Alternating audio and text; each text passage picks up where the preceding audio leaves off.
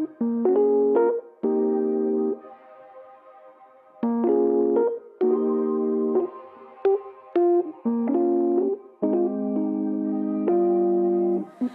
can do what I want when I want to do it. I can do what I need when I need to get through it. When I need someone else, can't be too proud for help, but gotta look after myself. Sometimes it can get lonely, never living in the moment. When the sun is shining, hope that I'm reminded, like how the clouds keep changing. I'm always steady rearranging, going back to the basics of what a good day is. What a good day is. And that's exactly what the day is. But it's exactly what you make it. So please don't go wasting. And I'll do the same,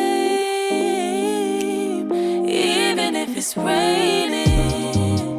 How could I complain? And my feels got me feeling some type of way. You always free to take a break. Hope you feel what I felt. You gotta look after yourself. Sometimes it can get lonely, never living in the moment.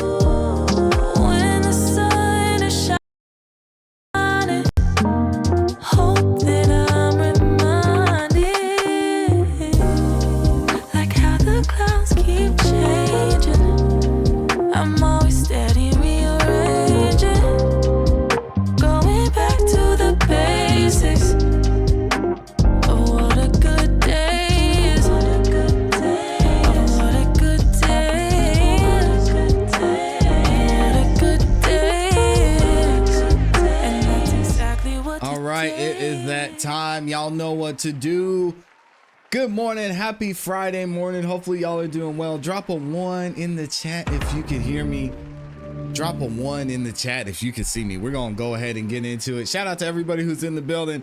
Hopefully y'all are having an amazing Friday morning so far. I see the ones in the chat, so let's go ahead and get into it and see how we looking up in here. Should be good. Oh man, looking all crispy and clean on the screen. Welcome y'all. Welcome back to another YouTube live stream and another episode of the Music Morning Show. I'm your host, ClassE Beats of ClassEbeats.com. This morning we got a lot to get into as usual. We're going to talk about Diddy. He's got another lawsuit that was filed against him. This man is like the opposite of Neo. He just gets hit by everything. My goodness. We're going to talk about Jay-Z. He's finally taking the L to Tony Buzbee.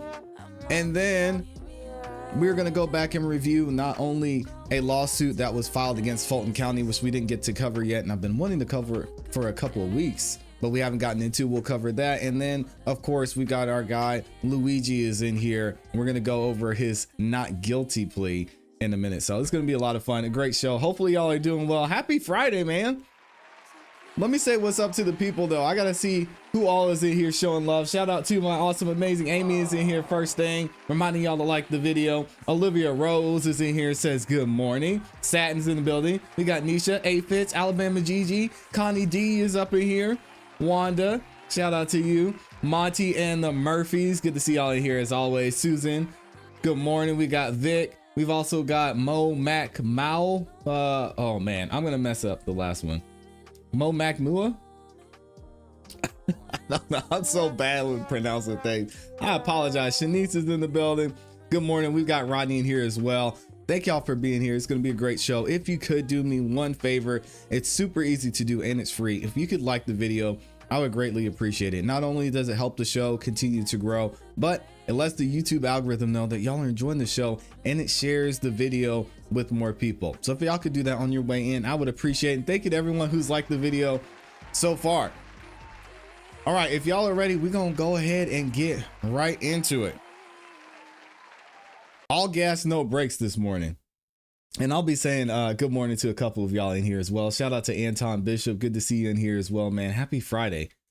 Hopefully, y'all got some great things planned for the weekend and enjoy your time off. It was weird because, I kind of felt like there were 2 Fridays this week with us having a break on Wednesday. So I don't know, it was strange, but I think it's going to be nice to have that extra weekend. Shout out to Perfect Peace, says refreshing Friday morning, ClassE Beats mods, chat, and invisible viewers. Yeah, shout out to the Ninja Watchers over there. Let's go ahead and get into it. All right, so first up, as I mentioned to y'all, there is a new lawsuit against Diddy. This man cannot catch a break and everyone's coming out the woodworks. We know this is in probably some part to the work that Tony Buzbee is doing, but this one, we're not sure in particular who's filing it yet. As more information comes out about that, I'll be keeping you guys updated, but let's go ahead and get into it. XXL Magazine says Diddy is facing yet another new lawsuit from a man who claims he was employed by Puff to set up his alleged drug-fueled freak-offs, we'll call them. Shout out to TMZ for reporting this. We've got Philip Pimes, who claimed he worked for Diddy from 2019 to 2021, has sued Diddy for battery, harassment, and trafficking, and more. Pine's lawsuit alleges Diddy instructed him to fill the room with drugs, alcohol, all different kinds of machines, I'm not going to say it on YouTube, baby oil, and more, and tasked Pines with cleaning up the events afterward. Oh, Lord, not the cleanup, man. Pines also claims Diddy tested his loyalty by making Pines have intercourse with women while the music mogul watched. Pines is seeking damages. Diddy's attorney have issued the following response to the allegations. Of course, it's going to be the same script, right? No matter how many lawsuits are filed, it won't change the fact that Mr. Combs has never assaulted or trafficked anyone, man or woman, adult or minor. We live in a world where anyone can file a lawsuit for any reason, which is true. Fortunately, a fair and impartial judicial process exists to find the truth. And Mr. Combs is confident he will prevail in court. All right, so Diddy, this is not going to be the end of these allegations that come out. Law and Crime did a video talking a little bit more about the background of some of the other lawsuits that are going on. Let's check out what they have to say. Sauce and a holiday dessert, but the lunch menu is reportedly subjected to change. Combs has been behind bars since his arrest on September 16th. Federal prosecutors charged the mogul with sex trafficking, racketeering, conspiracy, and transportation to engage in prostitution, all of which he pleaded not guilty to. But Combs is facing a mountain of legal issues without his federal case. Since November of 2023, he's faced more than 30 lawsuits accusing him of sexual misconduct. Most recently, 3 men filed 3 different lawsuits anonymously accusing the embattled mogul of rape. One of the men claimed he was an errand boy for Combs' Bad Boy Records. He claims Combs raped him in February of 2020 at the Intercontinental Hotel in Times Square. Another John Doe claimed he was drugged and raped in 2019 at an after party at the Park Hyatt Hotel. He claimed when he had a brief moment of consciousness, he saw a man and woman sitting on the bed recording the rape on a camera. Meanwhile, the third alleged victim claimed the Bad Boy Records founder and his associates took turns raping him in the summer of 2020 at Combs' Hamptons home. Combs' attorney denied the most recent claims in a statement saying, "These complaints are full of lies. We will prove them false and seek sanctions against every unethical lawyer who filed fictional claims against him." The only one that's been settled was the one that seemingly opened the floodgates, that being Cassandra Ventura's, which was filed in federal court, then settled a day later. Combs has denied all the allegations made against him. Through his attorneys, they wrote in part, quote, "Mr. Combs has full confidence in the facts and the integrity of the judicial process. In court, the truth will prevail that Mr. Combs never sexually assaulted or trafficked anyone, man or woman, adult or minor." But Combs hasn't been the only famous name in the lawsuits accusing the mogul of rape. Last year, Liza Gardner accused Combs and singer Aaron Hall of raping her when she was just 16 years old. That case is still ongoing, and both men denied all allegations against them, and at the time, Combs called the filing a money grab. Last year, a woman using the moniker Jane Doe filed a lawsuit claiming Combs, former Bad Boy CEO Harv Pierre, and another unknown man sex trafficked and gang raped her when she was just 17 years old. Her identity remained anonymous for nearly a year until an amended complaint was filed naming the Jane Doe as Hannah Kane, the wife of a former NHL player. Kane had to refile her lawsuit after a judge ruled that she had to do so in order for her lawsuit to continue. In a statement, Kane wrote, quote, "I had hoped to use a pseudonym in pursuing justice for what happened to me as a teenager. Defendants demand that I use my name was an attempt to intimidate me, but I am not intimidated. I am prepared to proceed and hold accountable those who have harmed me." Combs denied those allegations. In a statement last year, he wrote in part, quote, "Enough is enough. For the last couple of weeks, I have sat silently and watched people try to assassinate my character, destroy my reputation, and my legacy." Yeah, and a lot of people are wanting to be anonymous just because they don't want the embarrassment, the fact that they were involved and what they did and the things they were subjected to. And speaking of anonymity, we're going to get into that shortly because Tony Buzbee, he took home a major win over the last couple of days, and we're going to get into that a little bit later, though. Pierre also denied the allegations, writing, quote, "This is a tale of fiction. I have never participated in, witnessed, nor heard of anything like this ever. These disgusting allegations are false in a desperate attempt for financial gain." Then this month, another high-profile face was added to a rape lawsuit involving Combs. In October, Texas attorney Tony Buzbee filed a lawsuit on behalf of a Jane Doe who alleged Combs raped her with another celebrity when she was just 13 years old. In the original filing, Jane Doe claimed this happened at an after-party for the 2000s VMAs. She claimed a driver who, which we know is not true because there wasn't even a party there, who worked for Combs, told her she fit what Diddy was looking for. Doe claimed she was given a drink at the party that made her woozy, so she lied down in a room, and that's when Combs entered the room with a male celebrity known as Celebrity A and a female celebrity known as Celebrity B. She claimed Celeb A removed her clothes and raped her while Combs and the female celebrity watched. Then Combs forced her to perform oral sex on him. Celebrity A and B were unnamed for months until an amended complaint was filed by Buzbee with Sean Carter, aka Jay-Z's name, attached to the filing. Jay-Z denied and slammed the allegations against him, claiming Tony Buzbee was extorting him for money, while Buzbee claimed Carter orchestrated a conspiracy of harassment, bullying, and intimidation to silence the plaintiff from naming Jay-Z.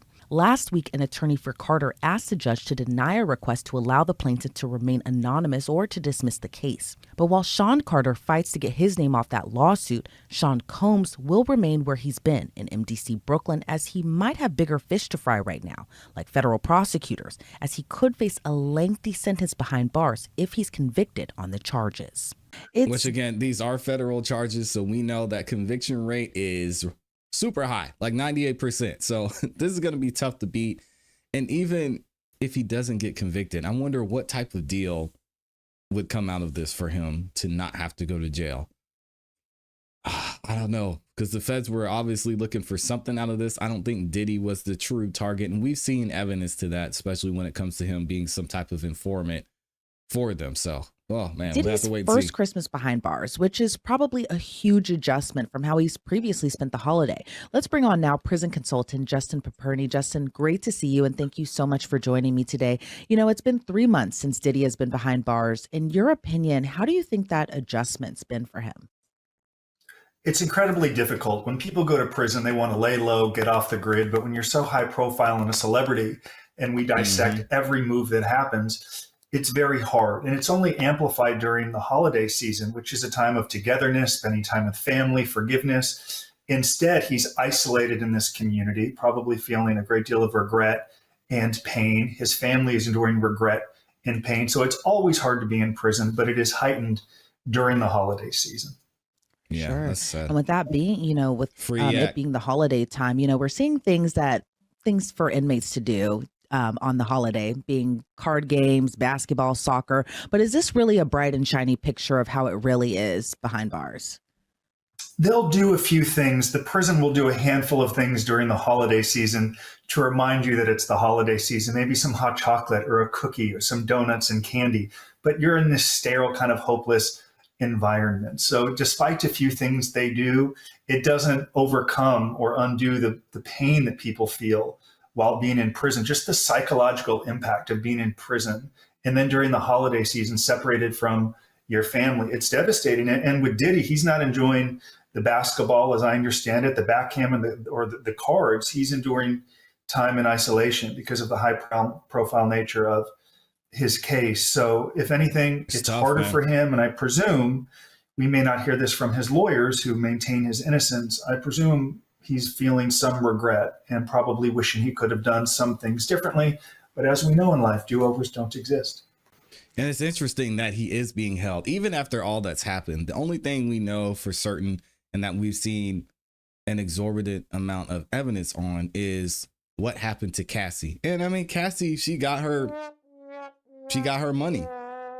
She's going to be a key witness in this case, but Cassie won her civil lawsuit. She got paid, and now we're somewhat moving on for that. Now, all of the allegations that are involved in Cassie's civil lawsuit are going to be brought up in this trial, but it's interesting to see that Diddy's being held in here, and we really haven't seen, obviously we're not going to see any of the videos or any of the evidence, but it's strange that the judge is giving him such a hard time with bond and showing that he's a danger to society. I don't know. It's kind of weird to me, because at this point, all of these are allegations.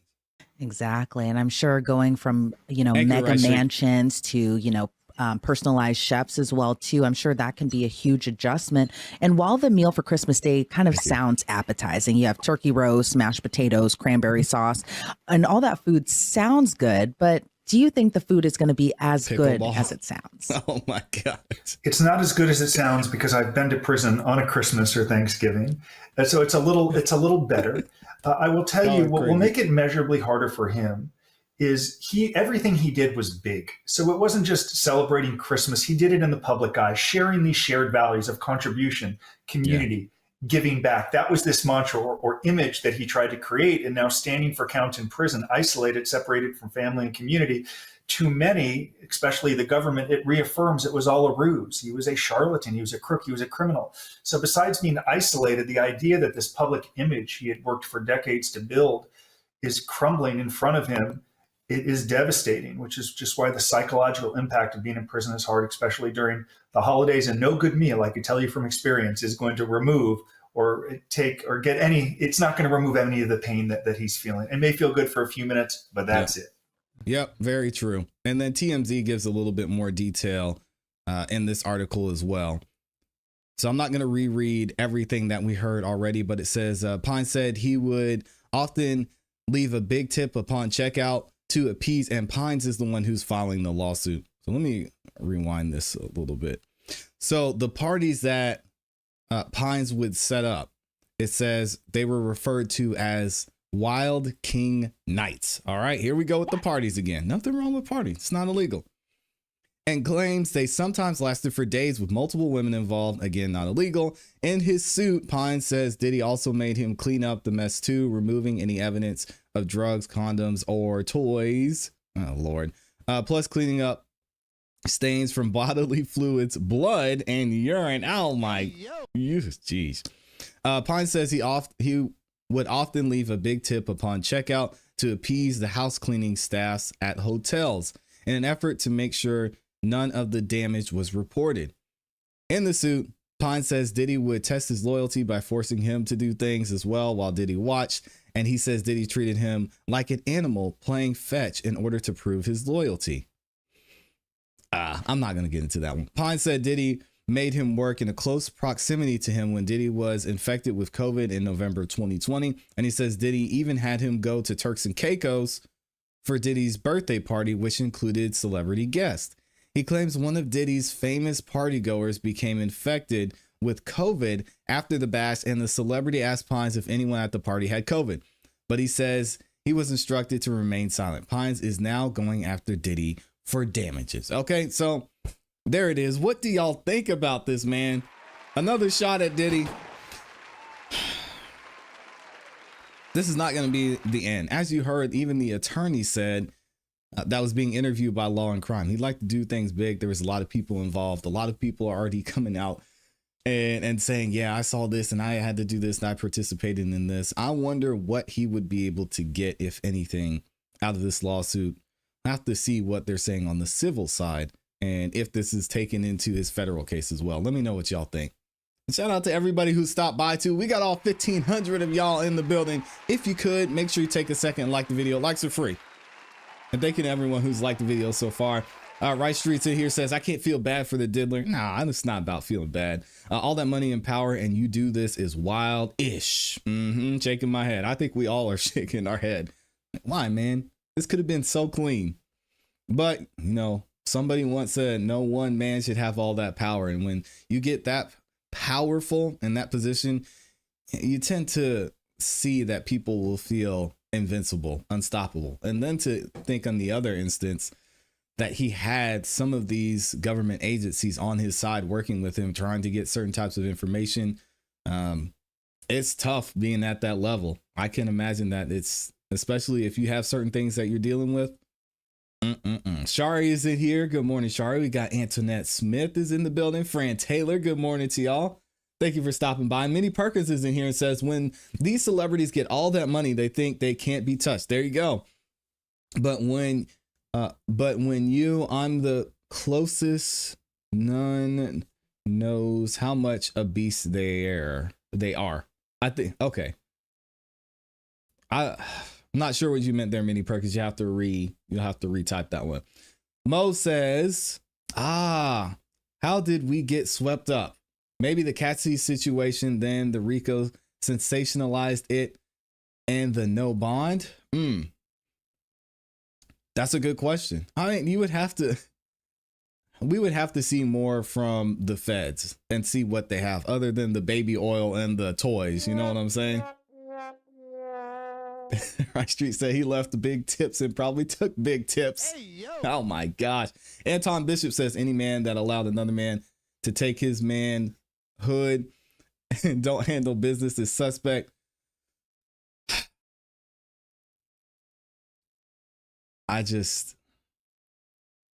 I would like to sit here, Anton, and say I would rather die. But even in these situations, when you're dealing with someone that powerful, and y'all know how New York is, you're dealing with someone that powerful and in this type of situation and who has all these connections, and they say, hey, you need to do something. And let's be real, do something that some people may enjoy. Hey, yo. You don't think about it then. You're just like, let me just make it through. And I mean, shout out to Mr. Pines, but he is I'm not going to go there. Amy in here just gifted 5 memberships. If you got a membership from Amy, please make sure that you say thank you. Maxima is in here as well. Says, good morning. I love this channel. Appreciate you being here. Right, she said, take that, take that. These people liked and wanted the lifestyle, most of them. And there are some that were gotten. A lot of people around Diddy benefited from the things that they did. Let's be real. Diddy said if he went down, a whole bunch of them going down with him. He did not lie. And that we're just getting started, y'all. Oh man. Maxima says, I don't get it. You have all this money and this is what you do. Really? Come on. And yeah, I don't want to get into the psychology of it, but when you see someone who gets this power, you get hungry and you push the boundaries, push the boundaries, push the boundaries. And that's clearly what happened here with Diddy. I want to see Diddy get hit with the Rico. I want the trial. Rico was mentioned in his indictment. Dustin B is in the building and says, I want the trial to last 20 years with him living in Rice Street the whole time. Dang. Goodness, Dustin B. Why do you feel that way? I would be interested to know. For 20 years? Oh my goodness. Minnie Perkins says, when they're the closest, when they're in the closet, you don't know what they're capable of. And I think it won't come out on how really evil they are. That's true. Combs didn't think he could be touched, and so did a lot of people around him as well. But we'll get into that a little bit later. All right, so we're going to jump into this next topic real quick. And then this is going to be an interesting one. And then I've got a video I want to show y'all because I want to see what's going on with Luigi in the building. Again, if y'all haven't liked the video, please make sure that you like the video. I would appreciate it. Let's get this in here. So I mentioned this a couple days ago. Let me start this. Oh man, sorry y'all. Hold on a second. There we go. I mentioned, go there. So I mentioned to y'all a couple of days ago about a memo. We could call it a motion. It just makes things easier. A memo that Jay-Z sent out in reference to Tony Buzbee and the lawsuit that he's filing about Jay-Z, right? And Alex Spiro. He sent this out basically telling the judge, we need to make some changes and figure out a different way to do this, to go through this claim, because a lot of this is BS. Let's be real. So I want to get into this document. It's real. It's super quick, and it gives a lot of insight into what Jay-Z and his lawyer are asking for. And we're going to see what the judge responds to when it comes to this memo. So check it out. Defendant Sean Carter's opposition to plaintiff's motion to proceed anonymously. What are they saying? Consistent with arguments raised in his motion to deny plaintiff's request to proceed anonymously. We read this before. If y'all missed that, go watch the video. Defendant Sean Carter respectfully submits this memorandum of law in opposition to the plaintiff's motion to proceed anonymously. So basically, they want the plaintiff in this case to expose themselves. Now, as I mentioned to you all, I would be shocked if we don't figure out who this person is. I mean, we saw that she already did a interview with NBC. The father's name is out there. Well, not his name, but the father is out there giving a statement. So I think people are going to be able to put the pieces together and figure out who this is eventually. So at this point, I don't think it really matters if the judge decides to do it or not. It's going to happen. But here we go. What's the argument? For the reasons set forth in Mr. Carter's motion to deny the plaintiff's request to proceed anonymously, the balance of interest at stake weighs strongly against granting plaintiff's motion to proceed under a pseudonym. The fundamental question is whether plaintiff has a substantial privacy interest that outweighs their customary and constitutionally embedded presumption of openness in judicial proceedings. My goodness. Okay, so that was a quote from this case here. She does not, says Alex Spiro.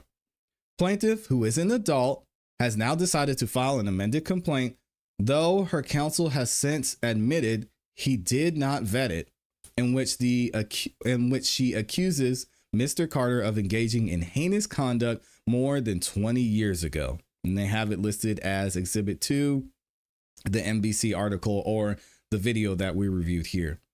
And she has chosen to have her counsel loudly try this case in the media and the court of public opinion. Indeed, 5 days after she filed this motion, plaintiff sat for an interview with NBC where she expressed that she is not afraid to advocate for herself, and in which she discussed personal details about herself, such as her status as a person with autism, which really shouldn't apply. That doesn't make sense to me. Anyway, we'll keep it going. Moreover, there is no evidence of exceptional circumstances that in and of themselves justify overriding the constitutional presumption of openness. Mr. Carter has a right to defend himself, including by investigating the plaintiff and the people who have a right to know who is using their courts. That's a good point. The people want to know. I want to know.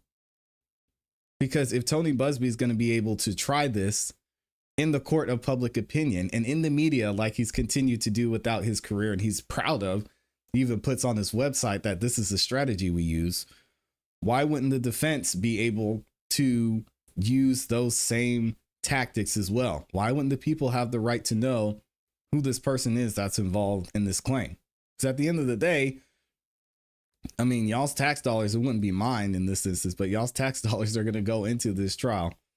It's an interesting point. This is especially true, whereas here, the plaintiff's interview with NBC made clear that there are, made clear that there are blatant factual inconsistencies in her story, including who she spoke with, where the alleged conduct took place, and even how she got home, requiring the plaintiff to admit that she had made some mistakes.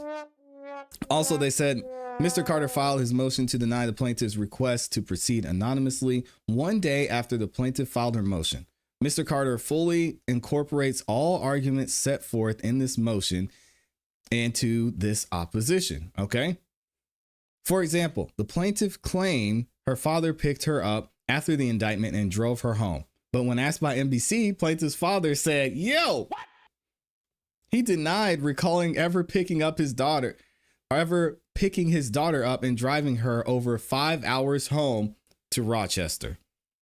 But the identity of the plaintiff's father, a critical defense witness, is presently unknown to Mr. Carter due to the plaintiff's use of a pseudonym. Plaintiff has not carried her burden to show that she is entitled to any exceptional remedy here. Now, we're going to hear in a second what Judge Torres decided to do when it comes to this entire claim. But it's interesting to see, because if she's saying she did all of these things, she met all these famous people, wouldn't somebody be able to identify who this was? And even if they don't identify who it was, why remain anonymous? I mean, there's really nothing, as Jay-Z is saying here, that shows she should remain anonymous. I don't know why they keep bringing up the autism that really doesn't have anything to factor into this claim. If she's saying these are the facts, and Tony's Buzbee is saying we were supposed to vet these, even though maybe we didn't vet them, her having autism really shouldn't factor into it. So I don't know what the need for the anonymity is, other than it's someone that maybe is recognizable in this instance, or that could be linked to someone else involved in. I don't know. It's just not making sense to me. But in the conclusion, here we go. For the foregoing reasons, Mr. Carter respectfully requests that the court deny the plaintiff's motion to proceed anonymously and require the plaintiff to refile her complaint with her true name. And this is dated on December 23rd, 2024, Quinn Emanuel and Sullivan LLP, and it is signed by Alex Spiro. All right. So let me know, what do y'all think about this? Because moving forward, I think this is going to set up a tough decision for the judge, which we're actually going to get into here in a second and talk about the background of the judge. Because if you're going to allow just random people not only to file these lawsuits without giving their real name, without giving factual evidence backing up their claim, and not have to be held accountable for this, I think this is just another bad look for the judicial system. I mean, let's be real. NBC did the interview and she came out, she said, I went to the VMAs, right? Well, we know that was a lie, that she was at the VMAs that year, because some of the facts that she pointed out were not correct. Like, there was a Jumbotron. There was no Jumbotron. She said someone dropped her off. Well, we can't even back that up because the person who allegedly dropped her off is dead. What? Then she said she went to a house that not only one didn't exist, but it wasn't as she described it. And her being let into the party and being picked up by a limo driver, that doesn't make sense as well. We haven't seen anybody who can back that up. Then she gets into the party. She gets a drink. She goes to the secret room. She signed an NDA before she got into the party, which they said no one was signing NDAs at any of the parties at that time. We saw Dennis Byron review that as well. And then you have the whole story of the assault. And then she goes out of the house with no clothes on. She gets picked up by her dad, who said, "What? I didn't pick her up." This whole thing is just strange. So a lot of this, I think, is going to be up to the judge to make the right decision to say, listen, if you're going to make these type of allegations, you got to stand on it. And from a legal standpoint, I'm not seeing why she should be protected in this case. Y'all have to let me know what you think. And good morning to everybody who's in here too. I know Rice Street's probably in there cutting up. Shout out to all Dottie's in the building. Good morning, Grace. Good to see you in here. Always appreciate you stopping by. Amazing Grace is in the building. Rice Street said, I don't want them problems. Leave the diddler in New York. I think you'll be fine. He's not coming after you. Dustin B says, I saw another channel. If they can prove he paid for transportation for the workers, that would guarantee a RICO guilty verdict. Yeah, but if it's a RICO, then who else is involved would be my question. And who else is going to be named in the RICO? Because right now, as we see it, it's just Jay-Z, or not Jay-Z, it's just Diddy, right? I don't know. And shout out to Rice Street for gifting 10 memberships. Appreciate you, Rice Street. If you got a membership from Rice Street, make sure you say thank you. Rice Street's coming under some fire. We're going to talk about Rice Street later, but thank you, Rice Street. You should know who you're defending yourself against, because she claims to have issues from that experience. She didn't get autism from that experience. And what issues does she have? I don't know. The backpedaling is going to be real once all the information comes out. Please keep that same energy, says Keith. Are you talking to me, Keith? Jay-Z and Rock Nation has some nasty tactics. That's why she waves remain anonymous. Yeah, it's not backpedaling if new information comes out. None of us know the facts. And if somebody does know the facts about this case, then let me know. But as facts come out, we're allowed to change our perspective, because when you see the evidence, then you make an adjustment. But right now, we're not seeing any evidence. If anything, we're seeing negative evidence because her stories doesn't add up. So so I don't understand. We're all just guessing at this point. And from what I see with her story, it doesn't make sense. And there's a lot of inconsistencies. If what she's saying, if she's standing on, oh, it was 2000. So keeping that same energy, I'm just saying the story doesn't add up, and it doesn't, because even her father is saying this didn't happen. One man RICO like R. Kelly case. That would be a mess. Beautiful Messy Ball says it is important to note she was a child and has cognitive disability. The law makes exceptions for inconsistencies in memories or timelines when it comes to minors and people with cognitive disability. Well, it seems like they played this well then, if that's the case. Beautiful Messy Ball. And that makes sense. But still, for you to be able to bring this lawsuit forward with these type of inconsistencies, and I think the biggest one being her father saying that he didn't pick her up. I mean, come on now.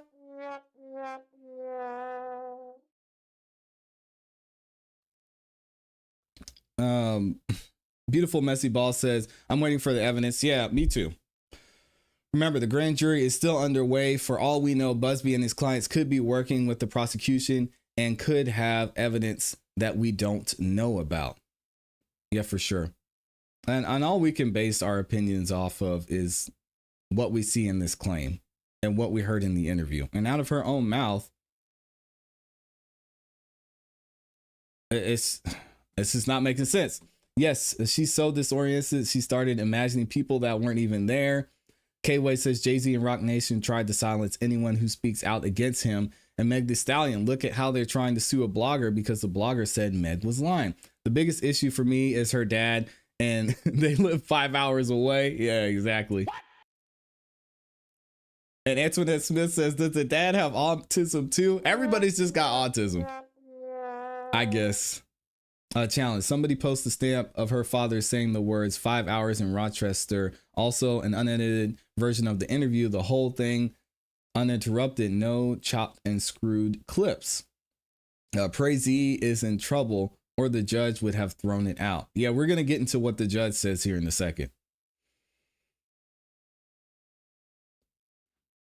Yeah, and all we have to base our opinions, again, these are just opinions. I'm going back to what Keith Smith said. The backpedaling is going to be real once the information comes out. Keep that same energy. Yeah, I don't know. I don't think anybody in here knows for sure because we haven't seen the evidence. All we have to go off of is the story and the inconsistencies. But we'll see. And I'm okay with saying I'm wrong too. But this story just doesn't make sense. What else are y'all saying? What gas station lets a naked child hang out for 5 hours without calling the cops? That will make no sense. Yeah, well, maybe it's just the inconsistency. She had autism. You know, she can't remember right. Maybe it wasn't a gas station. Maybe it was, I don't know. Maybe it was a restaurant. And she didn't call her dad. She called somebody who she sees as a father figure. I don't. Listen, we know how this goes. All right. $10 billion worth of settlements. Did Buzbee set up the interview with NBC? He had to have. I can't imagine that Buzbee would let his client, well, would recommend that his client go do an interview without his knowledge. But who knows? Who knows what Buzbee is doing? Didn't she grab her clothes when she left? I'm sure she put them on. Yeah, that's what she said. She was running out of the house. So she put her clothes on. Then she walked to a gas station, what she said. It's also important to remember this is a civil suit, which has a much lower bar than criminal. That's true. Civil only needs to be proven beyond a preponderance of evidence, 51-49 versus readable doubt in criminal. That is very true. Beautiful, messy ball. The judge called out some of the dirty tactics Rock Nation is trying to use in this response you're about to read. That is true. Cindy, Jay-Z and his lawyer don't know who she is. Her lawyer set up the interview so they know. What evidence? What? Yeah, we haven't seen any yet. Maybe there is some. We don't know. We don't know. Let me see what else y'all are going to. So we're going to get into the judge's response here in a second. And shout out to Judge Torres. I'm going to give y'all a little bit of a background about Judge Torres as well. And then we'll read the response. But yeah, good conversation.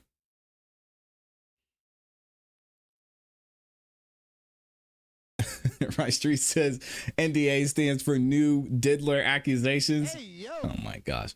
Prazy is in trouble, says Samson. Or the judge would have thrown it out. Not necessarily. I don't think that statement is necessarily true, Samson, because if Tony Buzbee is following the correct means and mode of operation to file this claim, then why would the judge throw it out? If he's going through all of this properly and they're at a point to where they can take this thing to trial, the judge is going to say, okay, you did everything that you need to do leading up to this. Let's go ahead and take this to trial. If Jay-Z doesn't want to settle, then we can go all the way. So I don't think there's a reason for her to throw it out in that sense. And Nancy Grace and a bunch of other creators did my girl at the surprise witness real dirty, trying to say she's the one who dragged J-Lo into this when she simply read Spiro's comment. Yeah, we all guessed that it was J-Lo. We just looked it up. We looked up who Jay-Z or who Diddy was dating at the time, and it was J-Lo. So if this story does come out to be true, then it was most likely her who was there, or it could have been somebody else. But she said that it was another celebrity that she noticed, the 13-year-old at the time. She knew who the other celebrity was, Celebrity B, and recognized them. So we'll have to wait and see. Queen Brielle says, I like this judge. Shout out to Judge Torres. No, these types of cases rarely get thrown out if you think about it. Yeah, and Beautiful Messy Ball mentioned the burden of proof is a lot lower. Shadow Fox said, she must be a superhero. I don't know anyone who can dress her at the same time. Hey, 13-year-olds, man, they can do anything. She had to send out a cease and desist. Anton Bishop said, ClassE, I told you weeks ago, this Diddy behind the scenes with his lawyers attacking Jay-Z's character because he left him high and dry, deflect some of the weight. Hey, listen, Jay-Z has not said anything about Diddy publicly until now. And then he was brought into this and they said, hey, hold on. What? It wasn't me. Y'all go get that. Y'all go get Diddy, or Sean, as he calls him, right? Y'all go get Sean. It wasn't me. Oh man, Beautiful Messy Ball says she had to send out a cease and desist. Oh my gosh. J-Lo gonna get this work too. Y'all don't know. J-Lo might have already written a check. It's possible. And that may be the reason that we don't know who Celebrity B is. So Antoinette Smith says, J-Lo gonna get this work too. She might have already gotten it. Mo Palmer says, I'm sure Buzbee has reached out to Celeb B. Absolutely. Notice how they got quiet. Yep. Right Street says, go say Diddy 3 times in the mirror, see what happens. Take that baby oil. Oh my God. Everybody who was in the big white bed at them Diddy parties need to be part of the RICO. And Jay was in that bed. There was a lot of people there. Beautiful Messy Ball said J-Lo threatened to sue your girl. Dang, what is going on out here? All right, let's get into Judge Torres's, the response from Judge Torres. And I want to give you a little bit of background too. Shout out to Megan Kunis for this. So as we mentioned before, there's been a lot of back and forth between Jay-Z, Tony Buzbee, Alex Spiro, and Judge Torres is finally going to respond.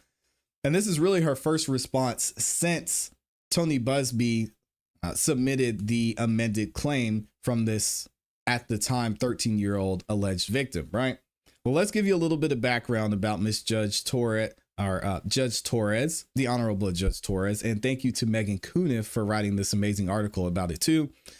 Judge Torres is a Harvard College and Columbia Law School graduate. Wow. Who was a judge in the city and the state criminal and civil courts before the U.S. Senate approved Barack Obama's appointment of her to the federal bench in 2013. All right, so Judge Torres is out here doing big things. Give her a round of applause. She's also the granddaughter of the late Judge Felipe Torres, who was the first Puerto Rican judge on New York State Family Court and the first Puerto Rican from the Bronx elected to the New York State Assembly. Her notable rulings include her dismissal of a criminal indictment in 2021 because she said the defendant's lawyer presented clear statistical evidence to show that Black and Hispanic persons were underrepresented in the area where prosecutors chose to bring the case to a grand jury. All right, so that's a little bit of background on her and what she's about. Let's see her actual response to everything that's been going on in this back and forth between Tony Buzbee and Alex Spiro. All right, here we go. So this is Annalisa Torres, the district judge. Plaintiff Jane Doe filed the action on October 20th, 2024, alleging violation of the New York City Victims of Gender Motivated Violence Protection Act, NYC Admin Code, such and such. By order dated November 6, 2024, the court provisionally granted plaintiff's motion to proceed anonymously, explaining that defendant had yet to appear in this matter and that the balance of interest weighed for or against anonymity may shift as her suit continues. On December 8, 2024, plaintiff amended her complaint to add Sean Carter, known professionally as Jay-Z, as a defendant. Okay, and then they've got the amended complaint here. We've already reviewed that a couple of times. Plaintiff again sought to leave the proceed anonymity, or sought to leave to proceed anonymously. And then they reference that here. But this time, Carter's counsel appeared and moved to deny her motion or in the alternate. Boy, I'm struggling this morning. Or in the alternative, to dismiss her amended complaint to pursuant Federal Rule Civil Procedure 12B1. Carter also moved for an expedited hearing on the issue. The next day, Carter's attorney filed a letter containing a declaration from an associate at his law firm recounting a phone conversation she had with an unnamed woman who claimed that the plaintiff's counsel encouraged her to lie about her experience of sexual assault. Oh, man. Carter's lawyer asked the court to consider the additional information in connection with the plaintiff's motion to proceed anonymously. Plaintiff's counsel denied Carter's allegations against him. And we went through that, right? And then on December 13, 2024, Carter's attorney filed an additional letter alerting the court to a recently published interview of the plaintiff on NBC News. In the interview, plaintiff, speaking anonymously, explained her allegations against defendant and her reasons for coming forward now. Carter's lawyer points to the interview in which the plaintiff admitted to inconsistencies in her story. Not good. As evidence that plaintiff's claims have no factual basis whatsoever. And from a legal standpoint, I would love for some of our attorneys who are watching to let me know, just because somebody says something publicly, does that really apply to their legal filings, right? Because she's saying everything in this claim is factual, but then she came out in an interview and said, well, maybe there were some inconsistencies there. But what weight does that interview actually hold when it comes to the claim that she filed? I mean, she's not under oath. She's not submitting a legal document. She's just out there talking to NBC. I don't know. It seems like it's just another play by Tony Buzbee to keep the story going, to get her side out there and to be heard. And, all the other inconsistencies. Yeah, maybe it's not the greatest look, but still, it doesn't necessarily at this point hold any legal weight, I would assume. He also argues that plaintiff's counsel violated federal rule of civil procedure 11B by failing to undertake a reasonable inquiry into the facts before filing the complaint and failing to seek admission to this court. Carter's attorney requested an expedited briefing schedule for a motion to strike the first amended complaint under the federal rules of civil procedure 11C2 and 12F. And we went over and reviewed that as well. They were basically saying, Judge, just end this thing. Either she needs to reveal herself and say who she is, or you just need to throw this claim out and we'll just be done with it. But what is Judge Torres going to say? The next day, Carter's counsel submitted yet another filing, a motion for an emergency order directing the preservation of evidence and striking the amended complaint under Rule 12F.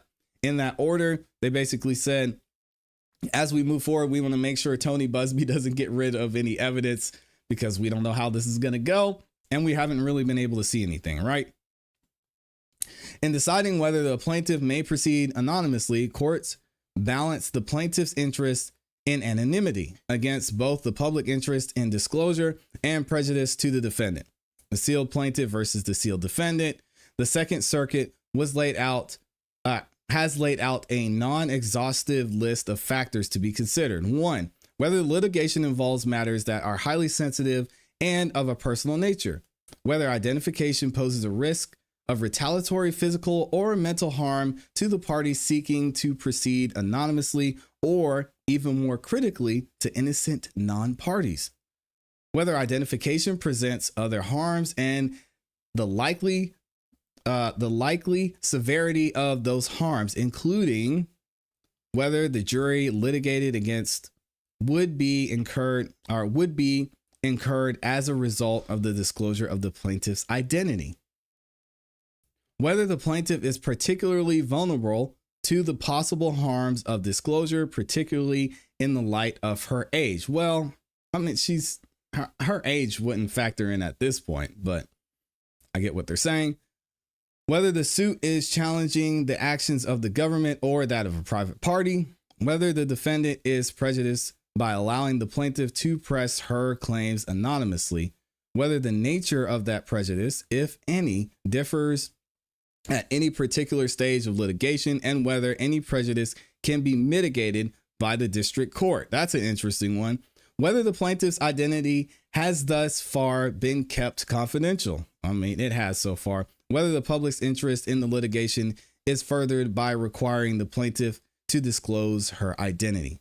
9, whether because of the purely legal nature of the issues presented or otherwise, there is atypically weak public interest in knowing the litigants' identities. So basically, it said it's none of y'all's business.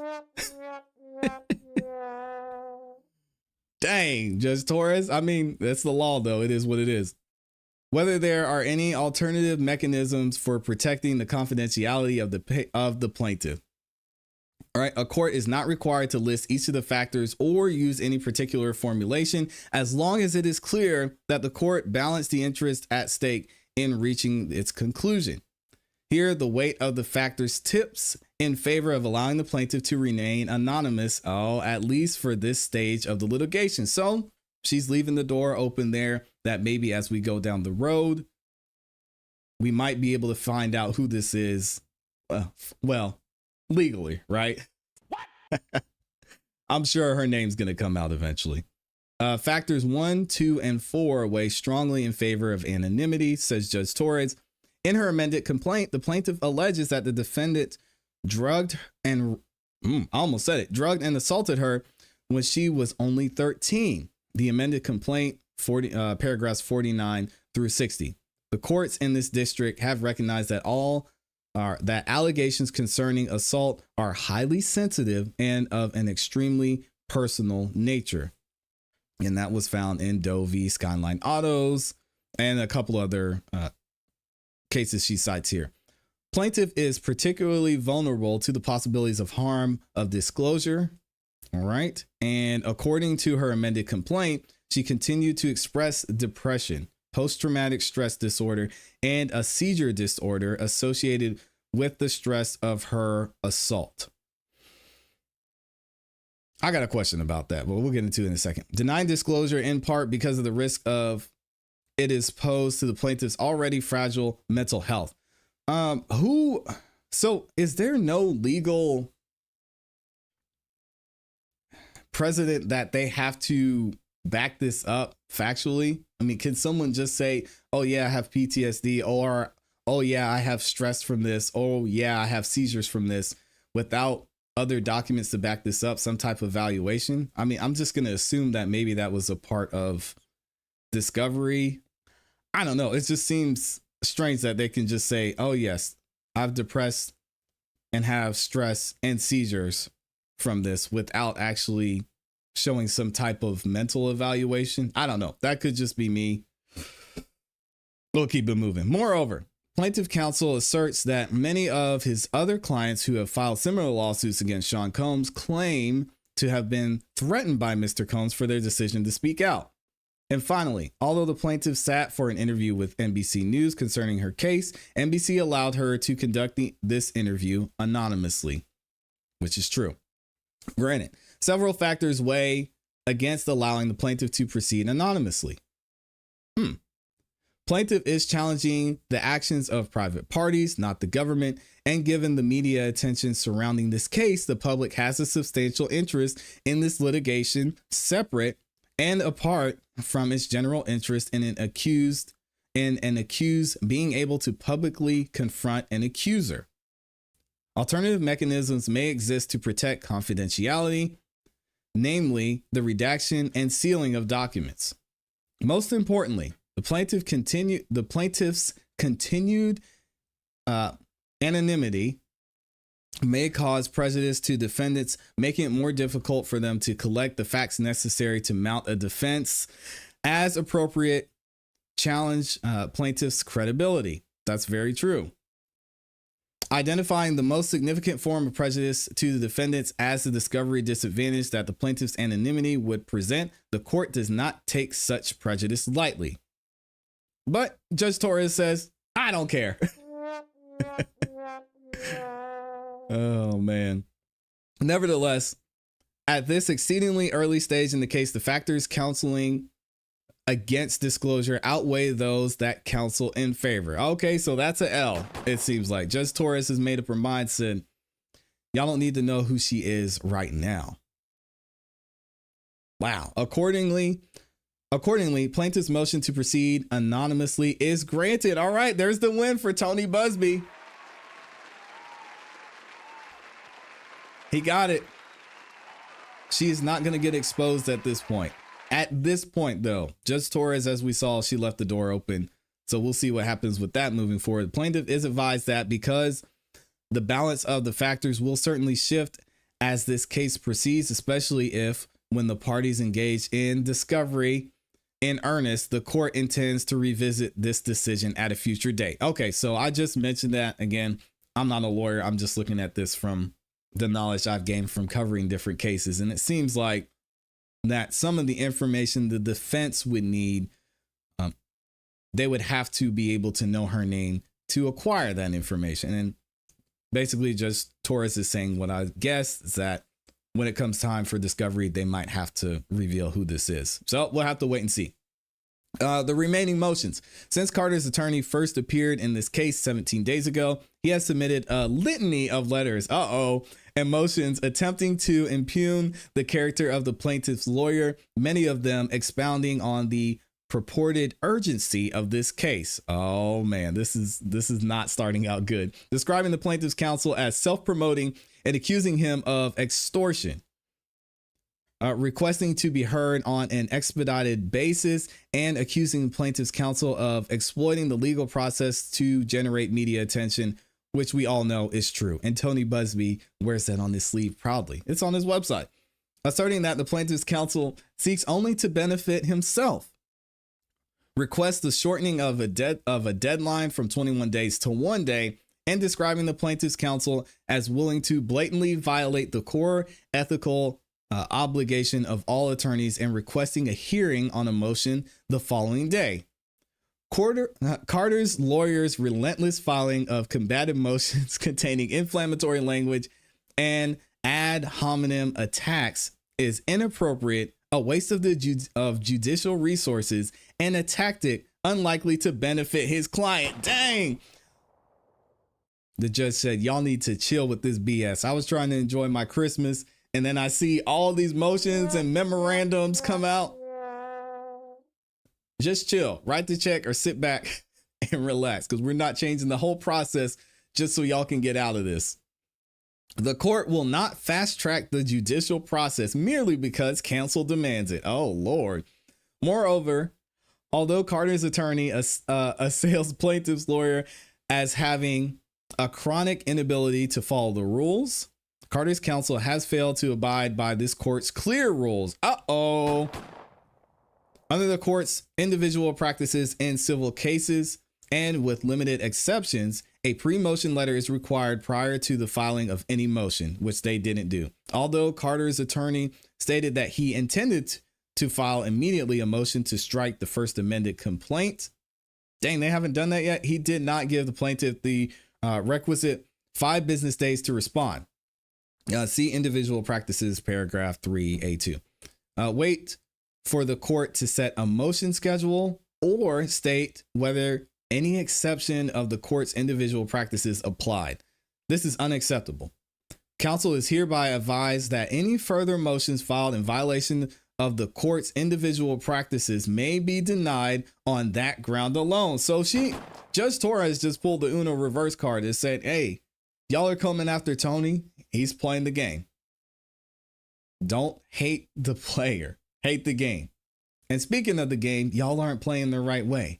You're throwing elbows, untying people's shoelaces, throwing the ball into the stands. And somebody's about to be hit with the technical. So y'all better get it together, because Tony's doing this and he's doing it the right way. Whether you like it or not, we're not going to change the whole legal process because you're upset.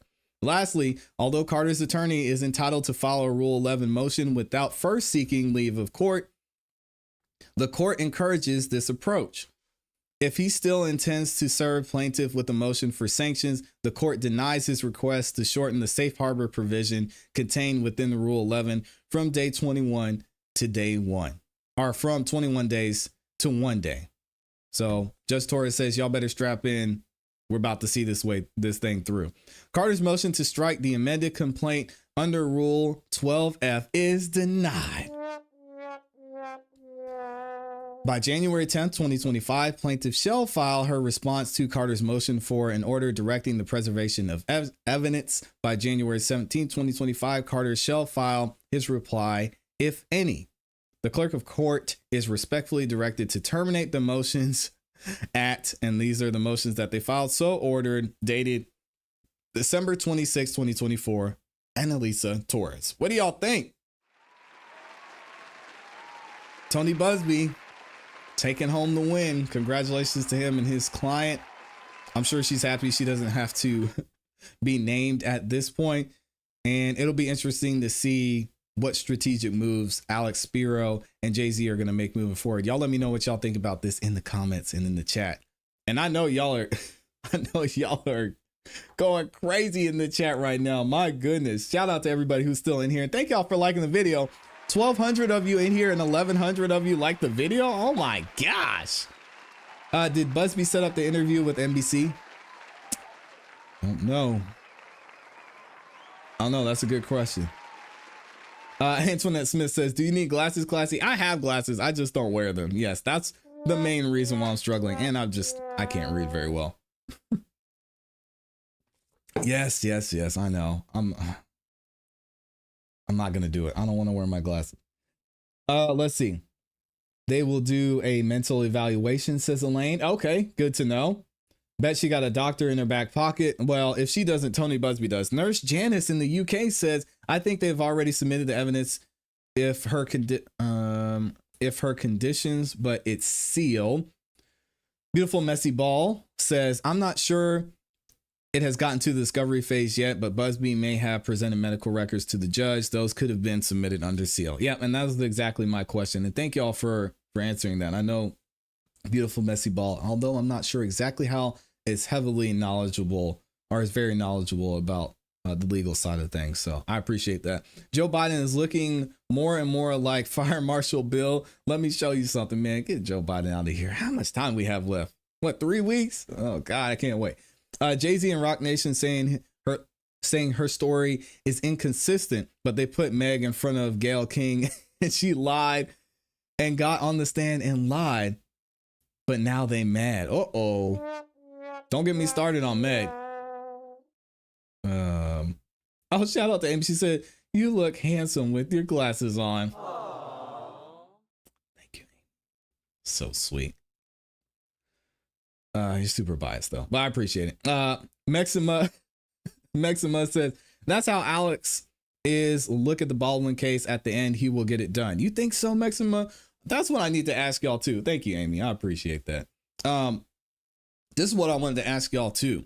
Who do you think is going to win out of this? I saw somebody who said it, that Jay-Z is going to settle eventually. Nisha said that.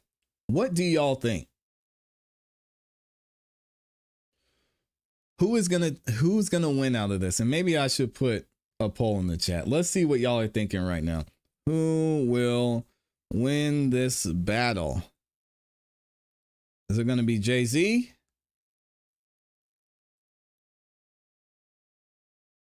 Or is it going to be Tony Buzbee?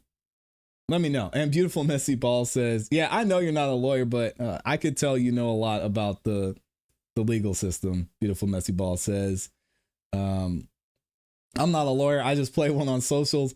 I'm a big follower of LawTube and thought about going to law school for a long time. I watch a lot of trials. I appreciate you. Rice Street said, my boss told me to dress for the job. I want and not the job I have. So I dressed up as Spider-Man. Hey, yo. Oh my gosh. Oh man. And Amy reminding y'all to like the video. Thank you again to everyone who's liked the video so far. Jay-Z will lose whether he's guilty or innocent. Dang. I think he's lost already, especially in the public opinion, because y'all out here cooking this man. I think he's innocent. And obviously I believe that everyone's innocent until proven guilty. But specifically this one, it's just, this story is insane. Nurse Janice says, sorry, my last message didn't make sense. Hey, you see me reading up here, Nurse Janice. I give y'all a lot of grace. So I hope I receive some too. Her medical condition may be presented to the judge, but it's under seal. Yeah, it made sense. You're good. False accusations will ruin someone's career. Jay-Z's lucky he has the resources to fight this. Jay-Z's gonna win, says Maxima, because his attorney's law firm is absolutely amazing, full of amazing attorneys. Yeah, they are not playing around. Maybe his alleged son needs to sue him on behalf of his mother being a minor to get a paternity test done. Oh, I don't know what's going on there. Innocent until proven guilt. Hold on. There are pics and video. Ooh. Now there are pictures and videos for this claim? Where? Lane said, did you get the job, Rice Street? Hey, yo. Rice Street is official. Rice Street is Rice Street is Spider-Man. I think he's innocent too. I think Jay is innocent. Okay. Beautiful Messy Ball says innocent until proven guilty, but personally and in my opinion, I think he's done some very bad things. I know, Beautiful Messy Ball, but y'all can't do that. I tell y'all this every time we have this conversation. We are talking about this one specific instance, and I use the analogy. When y'all saw the video of Diddy kicking Cassie up and down the hallway of that hotel, I was out at that point. I'm like, Jay-Z, I can't defend you anymore. I'm sorry. But if someone were to come out and say, yeah, I remember the day that happened with Diddy and Cassie. And you know what? I'm going to file a lawsuit too, because after Diddy was kicking Cassie up and down that hallway in the hotel, he went out, he got into his car, he sped off, and I was riding my bicycle down the street. And Diddy hit me on my bicycle. What? And I'm suing.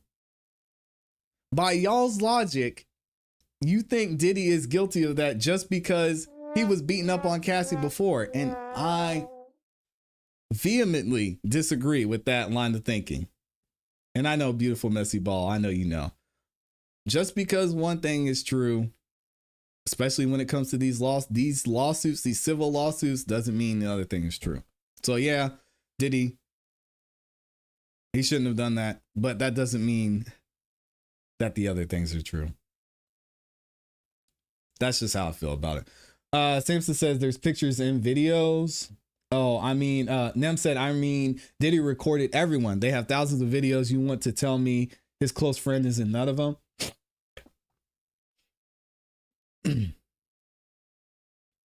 No, I'm not telling you that. I'm just talking about this claim. Y'all want to talk about this entire big picture of just Jay-Z as a person. I'm talking about this claim specifically. I'm sure, and I believe personally, that Jay-Z has seen and done some crazy stuff. But when it comes to this claim, it just doesn't make sense to me. J-Lo and Beyonce lose that Naga. That username is wild. Says, yeah, I don't remember these dudes. Yeah, I don't remember these dudes had Aaliyah and she was underage. This is the 90s. Diddy kicks ClassE and we have problems. Yeah, tell him, Samson. We're gonna get Ray out there to handle business. Jay-Z knows things. Absolutely. Come on now. So Hove gotta pay ClassE. Oh yeah, he can pay me. Beautiful Messy Ball says, I know. That's why I didn't go into that. But I think those bad things are. Yeah, for sure. FFS is in the building. What's up, man? He said, I got here in time, ClassE. My boy, Diddy kicked you in the video. He got me. Hey, listen, I called that 1-800 number and I'm waiting for Tony Buzbee to get back to me. It was tough, man. It was a tough time. I was just out there riding my bike.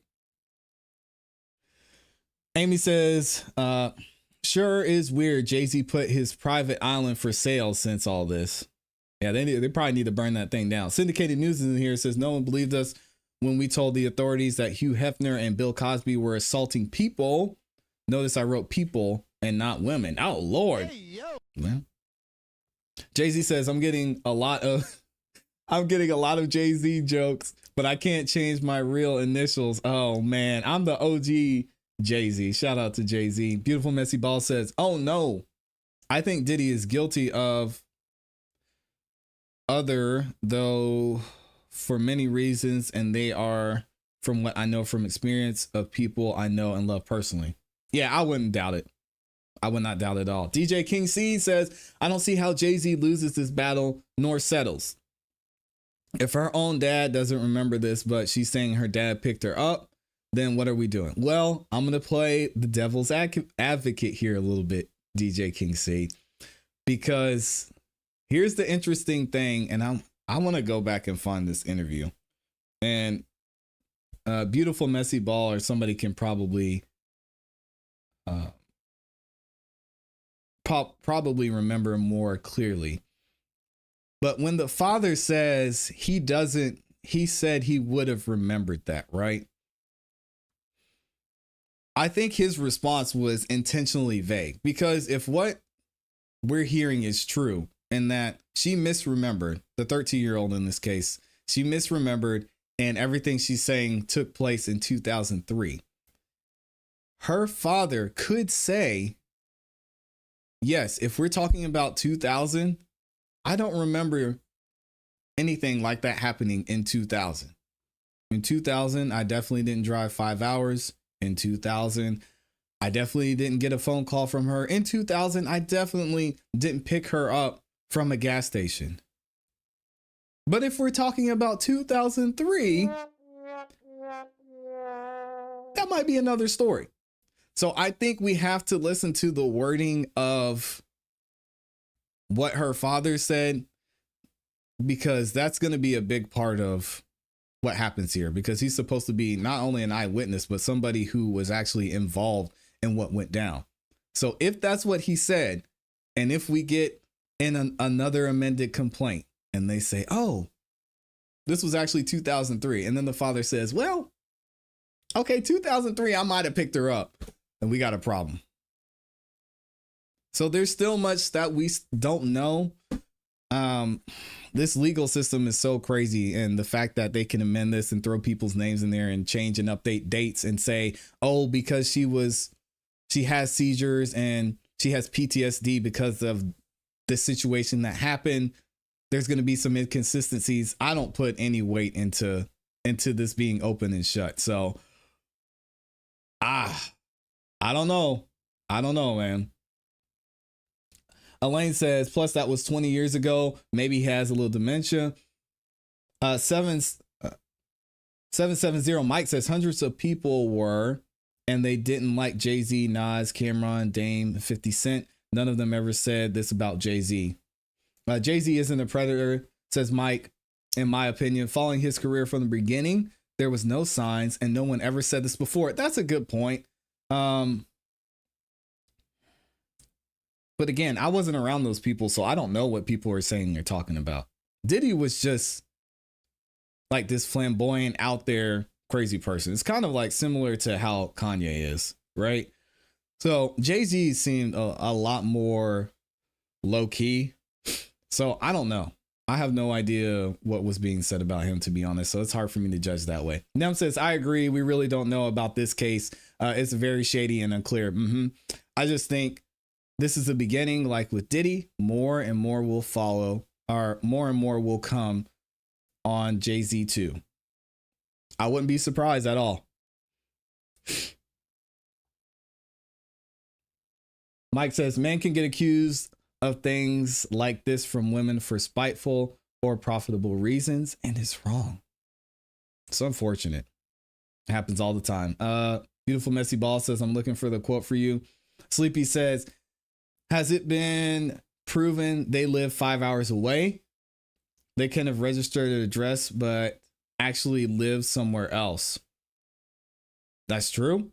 I'm sure more will come out as we go along. Bill Cosby at least had women of age. Yeah, I don't want to get into that Bill Cosby thing. If you're at a party, I'm not going to get into the Bill Cosby thing. I don't want to do that today. Mike says, just play the NBC interview. Yeah, let's do that. I like that idea, Mike. NBC, Diddy, lawsuit.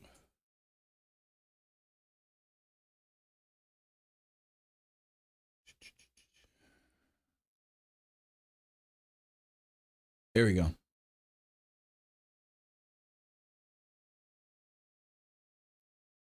And let's see what they say.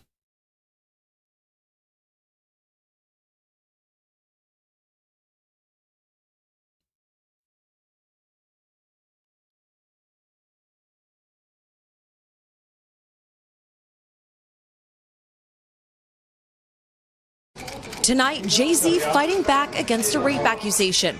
His attorney filing a letter to the judge to dismiss the rape lawsuit against his client, citing an NBC News exclusive that found inconsistencies with the accuser's story. You should always advocate for yourself. It comes after our interview with a 38-year-old mother from Alabama who accuses Sean Diddy Combs and Sean Jay-Z Carter of raping her when she was 13 years old. She asked us not to reveal her identity. What made you want to come forward? Because I think that I've been quiet long enough. She says that she went to the MTV Video Music Awards in 2000. The woman says she spoke to Combs' limo driver, who offered her a ride to an after party. She says at the party, she spoke to musician Benji Madden and his brother. I'm talking to Benji Madden about his tattoo. It's the Last Supper. In a statement to NBC News, a representative for the Maddens confirmed that they did not attend the 2000 VMAs and that they were on tour in the Midwest at that time. At the after party, she says she had a drink that made her feel woozy. Then she says Combs and Carter both raped her. She says she ran to a gas station where she called her father, who picked her up. We rode home in silence. She didn't ask me what happened. In an interview with NBC News, her father said he could not verify the claims. I feel like I would remember that, and I don't, he said. When we asked the woman about the contradictions in a phone... All right, so there's the quote. And sorry, NBC, I did not like the video. I'm a hypocrite. So there's the quote. Where she called her father, who picked her up. We rode home in silence. She didn't ask me what happened. In an interview with NBC News, her father said he could not verify the claims. I feel like I would remember that, and I don't, he said. So all the father said is, I feel like I would remember that, and I don't. Man, that door is wide open. He said, I don't remember that. He didn't say it didn't happen. He said, I feel like I would remember that, and I don't. So maybe there's something that can help him remember. But either way, I still think, as FFS said, I don't know about everyone else, but I'm going to definitely remember driving 5 hours to pick up a kid and driving 5 hours back, regardless of the year. How do you not remember that? So I don't know. When we asked the woman about the contradictions in a phone interview on Friday, she said she stands by her statements. I have made some mistakes, she said, in remembering what happened 24 years ago. Honestly, what is the clearest is what happened to me. In a statement to NBC News, Sean Carter said, this incident didn't happen. True justice is coming. We fight from victory, not for victory. A representative for Combs called the suit a shameless money grab. Is any part of you scared coming out against such powerful people? I'm scared of what happened, but I'm more afraid of letting it eat me alive from the inside out. Chloe Malas, NBC News. Thanks for watching. Again, shout out to Lester Holt. Again, y'all are with me on this. Beautiful Messy Ball said it, but who wouldn't remember a 5-hour drive, 2 ways to pick up their tea in the middle of the night? That's my biggest hang up in this suit. Mine too, but it's just something's not adding up. John said, y'all stop saying poking holes. Hey, why would he say it that way? Because listen to what Jay-Z said and contrast that with what her father said. Is what happened to me. In a statement to NBC News, Sean Carter said, this incident didn't happen. Jay-Z said, this incident did not happen. Right? And then her father says, oh, well, if it happened, I would have remembered it. I mean, is he just that old? Happen. In an interview with NBC News, her father said he could not verify the claims. I feel like I would remember that, and I don't, he said. When we asked the woman about the contradictions in a phone interview. Yeah, that's just wild. The wording, again, when it comes to these legal cases, is very, very, very important. Someone mentioned a good lawyer would poke holes in this argument. I mean, if they could show that this could have happened, it's going to be tough. Oh, my guy Slimmy's in the building. What's up, Slimmy? Great show last night, by the way, Slimmy. Shout out to Slimmy, Anton, Quentin, Carrie over on After Hours. Y'all make sure you go check them out. Slimmy said, not to mention the teenager with autism, bro. I mean, come on. Wild, man. Wild. I can verify a lot of what still mystifies all of you. I was there, says Syndicated News. Stop the cap. You were where, Syndicated News? Where were you? I need you to be Pacific, very Pacific about where you were. Les Cleaver, good morning.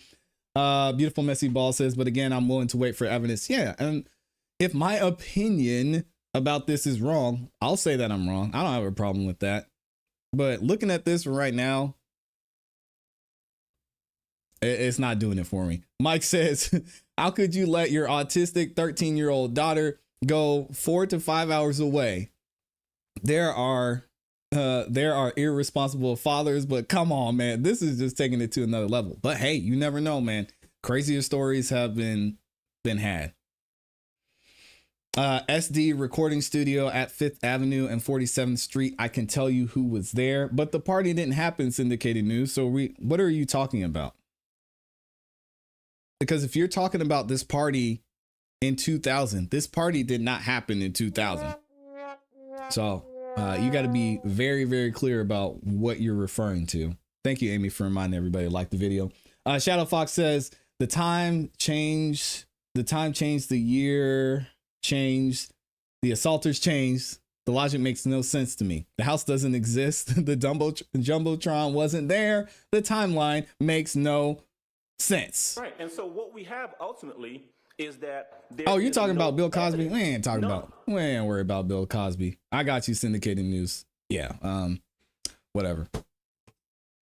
My son has autism. He's 21 years old. I know there's a different levels, but he won't even drive in an Uber alone. And if I drove 5 hours to get him, I would never forget that, especially if he... Crazy stuff, man. Yeah. She claims she snuck out, but that would mean she snuck out at like 3 in the afternoon. Teenagers sneak out of the house all the time, says Elaine, but not like that. You don't want to touch it because it's too hard. Hey, yo, what is going on? This is the wildest comment I think I've ever commented. No, I don't want to talk about Bill Cosby because I don't care about Bill Cosby, to be honest, or anything about that case. But y'all could talk about it. And if you want to cover it, Jesus. If you want to cover it, Syndicated News, you go right ahead. I do not give two fucks about Bill Cosby. Although the father didn't say absolutely didn't happen, I'd never let my 13-year-old autistic daughter at a VMA alone hours away, like any responsible father would. Yo, that's crazy. Slimmy said, hey, yo. What is going on? Mike says, why are we bringing up Bill Cosby? Yeah, I don't know. Y'all, no, we are not going down the Bill Cosby road. Okay, we're not doing that this morning. Rice Street said, my dream job is cleaning mirrors because I can really see myself doing it.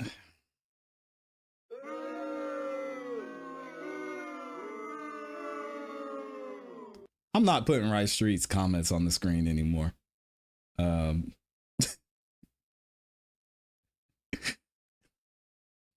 Dang. All right, take care, Les. I appreciate you. Wow.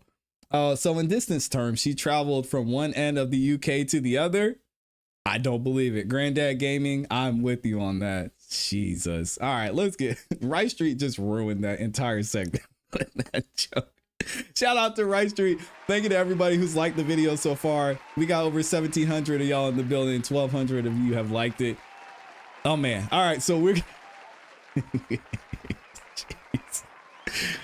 We're going to switch it up a little bit and go something that is actually not, or we're going to talk about something that actually isn't music related, but I think it's interesting to all of us. I didn't get to watch this the other day, and I wanted to cover this and actually hear how the proceedings went with y'all's guy, Luigi Mangione. I know I pronounced that wrong. He is going to plead not guilty on these charges.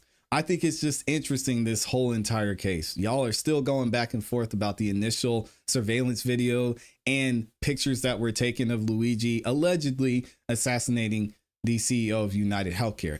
We want to talk about stories that don't make sense. This is definitely one of them ones, because it seems like a lot is missing. The fact that Luigi was dealing with the condition he was dealing with, he disappears for several months, it seems like. People are looking for him. There was a missing persons, and then he pops up and assassinates the CEO of United Healthcare.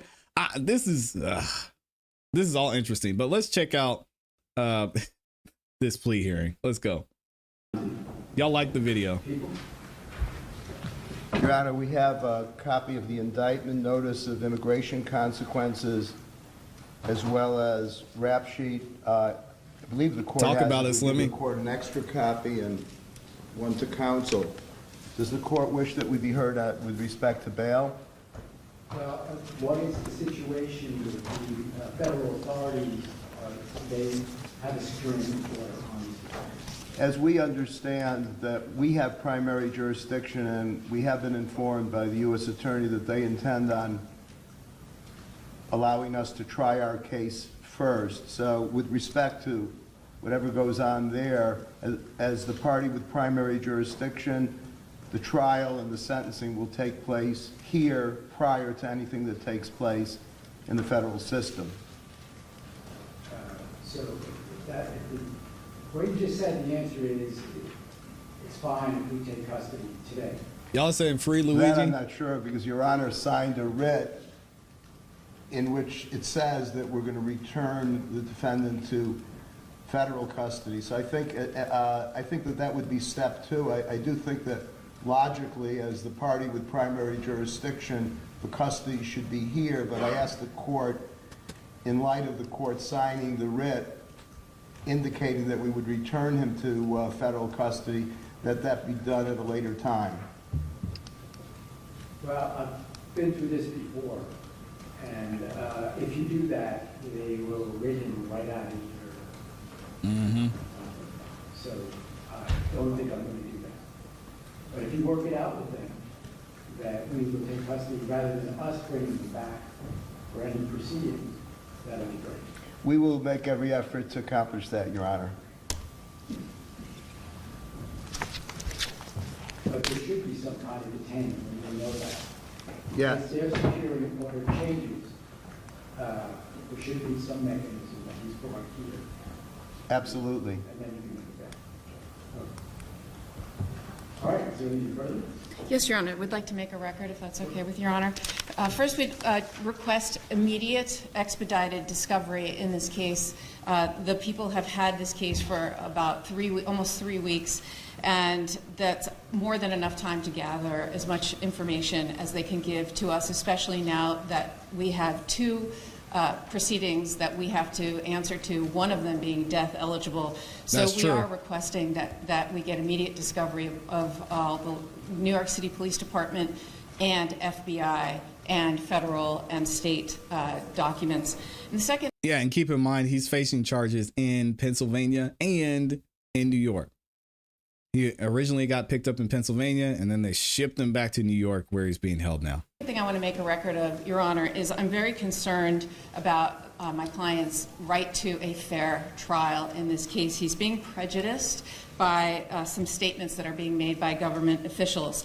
Like every other defendant, he is entitled to a presumption of innocence. But unfortunately, the way this has been handled so far, his rights are being violated. And as you know, Your Honor, there's a wealth of case law guaranteeing his right to a fair trial, but none of the safeguards have been put in place yet here. In fact, it's just the opposite of what's been happening.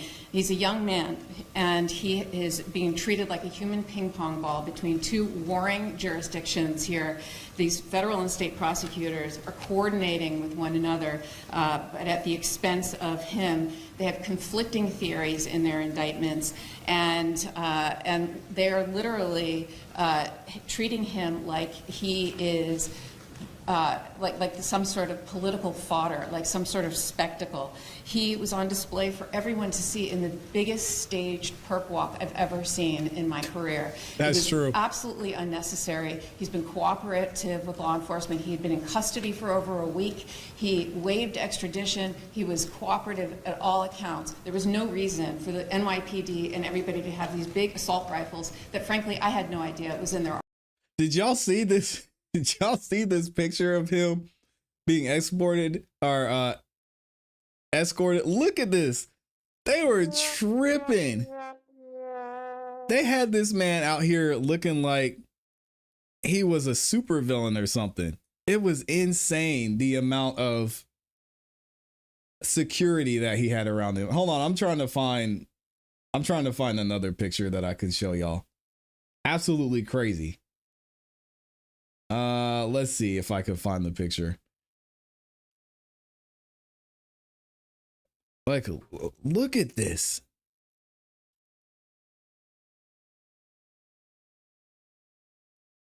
Look at this, man. I saw somebody said they were treating him like he was a Batman supervillain or something. Like, God dang. Crazy stuff. But this is going to be a huge case. A lot of people are talking about this. Arsenal, and to have all of these the press there, the media there, it was like perfectly choreographed. And what was the New York City mayor doing at this press conference, Your Honor? That just made it utterly political. And as Your Honor knows, under Lauro v. Charles, Shout out the to Court Eric of Appeals Adams for the Second Circuit has held it to be clearly established that these staged perp walks to the media, unrelated to a legitimate law enforcement objective, is unconstitutional. And I submit there was zero law enforcement objective to do that sort of perp walk. There's absolutely no need for that whatsoever.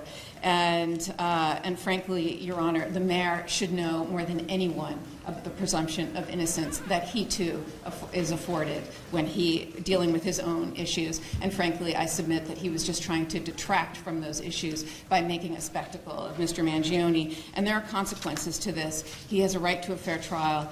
And I just want to put on the record statements that the mayor made publicly about my client. Nothing saying alleged, for example, and he said, I wanted to send a strong message with the police commissioner that we're leading from the front. I'm not going to just allow him to come into our city. I wanted to look him in the eye and state, you carried out this terrorist act in my city, the city of New York that I love. And he wanted to show symbolism. Your Honor, he's not a symbol. He's somebody who is afforded the right to a fair trial. He's innocent until proven guilty. And the mayor was talking to jurors, future potential jurors that elected him. Those are the people that elected him, that he is talking to and calling this man a terrorist. Yeah, y'all don't get me started on Mayor Eric Adams. Ugh. So, that guy. Your Honor, I just want to make a record of this and put everyone on notice that this has to stop. And my client is entitled to a fair trial and the presumption of innocence.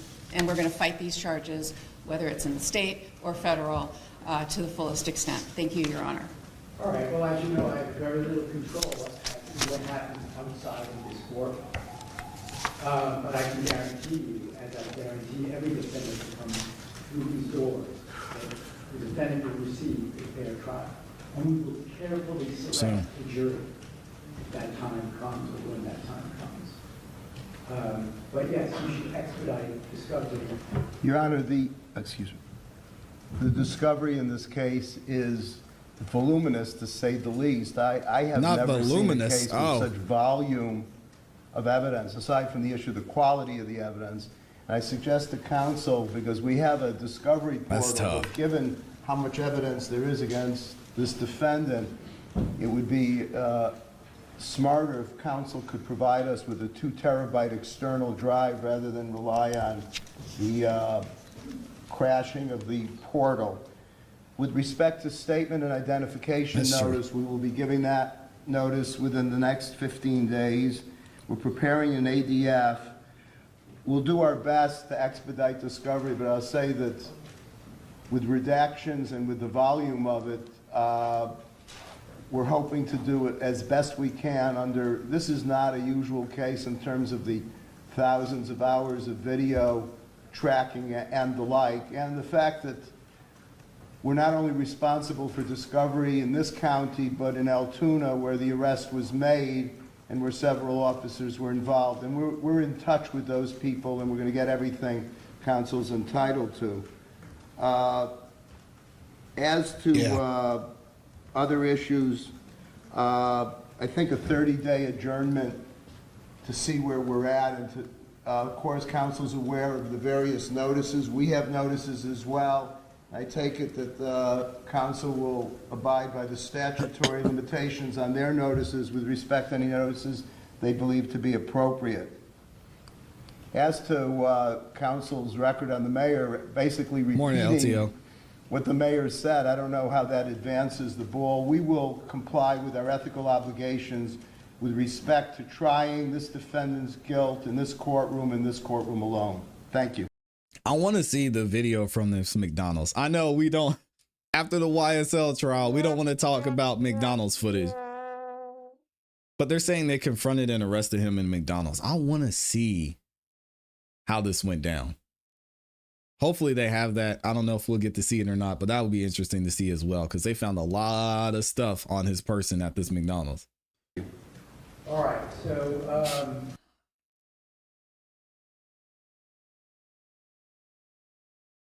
Uh-oh, it paused. What happened?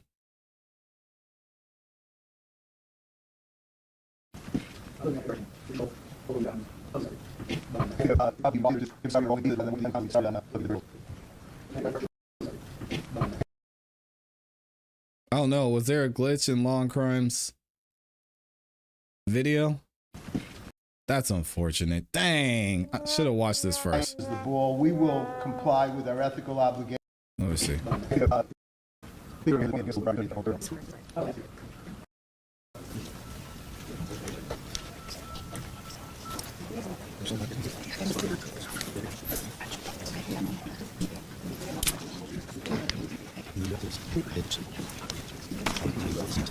So it looks like they have him entering his not guilty plea.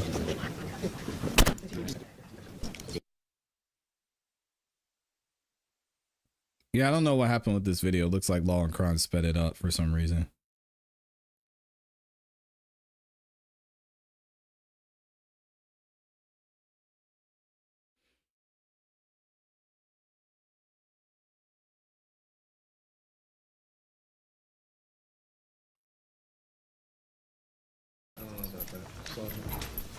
You take this?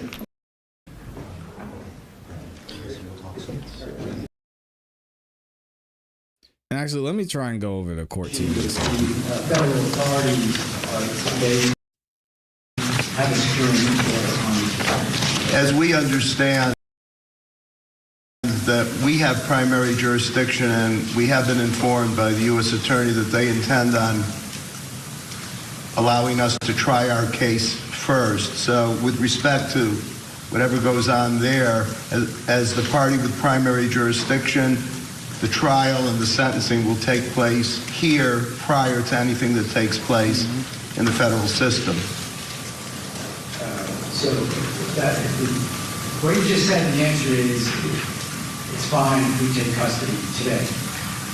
That I'm not sure of, because Your Honor signed a writ in which it says that we're going to return the defendant to federal custody. So I think that would be step two. I do think that logically, as the party with primary jurisdiction, the custody should be here, but I asked the court, in light of the court signing the writ, indicating that we would return him to federal custody, that be done at a later time. Well, I've been through this before, and if you do that, they will rid him right out of here. So I don't think I'm going to do that. But if you work it out with him, that we will take custody rather than us bringing him back for any proceedings, that'll be great. We will make every effort to accomplish that, Your Honor. But there should be some kind of detainment, and we know that. Yes. If their security order changes, there should be some mechanism that he's brought here. Absolutely. And then you can do that. All right, is there any further? Yes, Your Honor. We'd like to make a record, if that's okay with Your Honor. First, we'd request immediate, expedited discovery in this case. The people have had this case for about almost 3 weeks, and that's more than enough time to gather as much information as they can give to us, especially now that we have two proceedings that we have to answer to, one of them being death eligible. So we are requesting that we get immediate discovery of the New York City Police Department and FBI and federal and state documents. And the second thing I want to make a record of, Your Honor, is I'm very concerned about my client's right to a fair trial in this case. He's being prejudiced by some statements that are being made by government officials. Like every other defendant, he is entitled to a presumption of innocence. But unfortunately, the way this has been handled so far, his rights are being violated. And as you know, Your Honor, there's a wealth of case law guaranteeing his right to a fair trial, but none of the safeguards have been put in place yet here. In fact, it's just the opposite of what's been happening. He's a young man, and he is being treated like a human ping pong ball between two warring jurisdictions here. These federal and state prosecutors are coordinating with one another, but at the expense of him. They have conflicting theories in their indictments, and they're literally treating him like he is like some sort of political fodder, like some sort of spectacle. He was on display for everyone to see in the biggest staged perp walk I've ever seen in my career. It was absolutely unnecessary. He's been cooperative with law enforcement. He had been in custody for over a week. He waived extradition. He was cooperative at all accounts. There was no reason for the NYPD and everybody to have these big assault rifles that, frankly, I had no idea it was in their arsenal. And to have all of the press there, the media there, it was like perfectly choreographed. And what was the New York City mayor doing at this press conference, Your Honor? That just made it utterly political. And as Your Honor knows, under Lauro v. Charles, the Court of Appeals for the Second Circuit has held it to be clearly established that these staged perp walks to the media, unrelated to a legitimate law enforcement objective, is unconstitutional. And I submit there was zero law enforcement objective to do that sort of perp walk. There's absolutely no need for that whatsoever. And frankly, Your Honor, the mayor should know more than anyone about the presumption of innocence that he too is afforded when dealing with his own issues. And frankly, I submit that he was just trying to detract from those issues by making a spectacle of Mr. Mangione. And there are consequences to this. He has a right to a fair trial. And I just want to put on the record statements that the mayor made publicly about my client. Nothing saying alleged, for example. And he said, I wanted to send a strong message with the police commissioner that we're leading from the front. I'm not going to just allow him to come into our city. I wanted to look him in the eye and state, you carried out this terrorist act in my city, the city of New York that I love.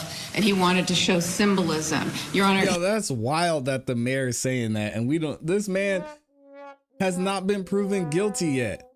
How can he do this? That's so nasty. He's not a symbol. He's somebody who is afforded the right to a fair trial. He's innocent until proven guilty. And the mayor was talking to jurors, future potential jurors that elected him. Those are the people that elected him, that he is talking to and calling this man a terrorist. So, Your Honor, I just want to make a record of this and put everyone on notice that this has to stop. And my client is entitled to a fair trial and the presumption of innocence. And we're going to fight these charges, whether it's in the state or federal, to the fullest extent. Thank you, Your Honor.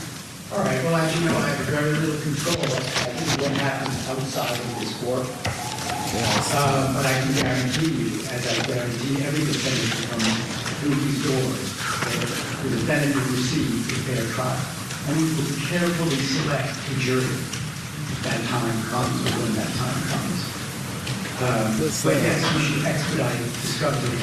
Your Honor, the discovery in this case is voluminous, to say the least. I have never seen a case with such volume of evidence, aside from the issue of the quality of the evidence. Let's be clear. When it comes to the people in New York, I know we've got some New York folks in here. I mean, are y'all really taking what Eric Adams says seriously at this point? I mean, wasn't he the one who gave Diddy a key to the city and took it back? Now he's got these charges and lawsuits going against him. Eric Adams needs to sit his butt down, for real.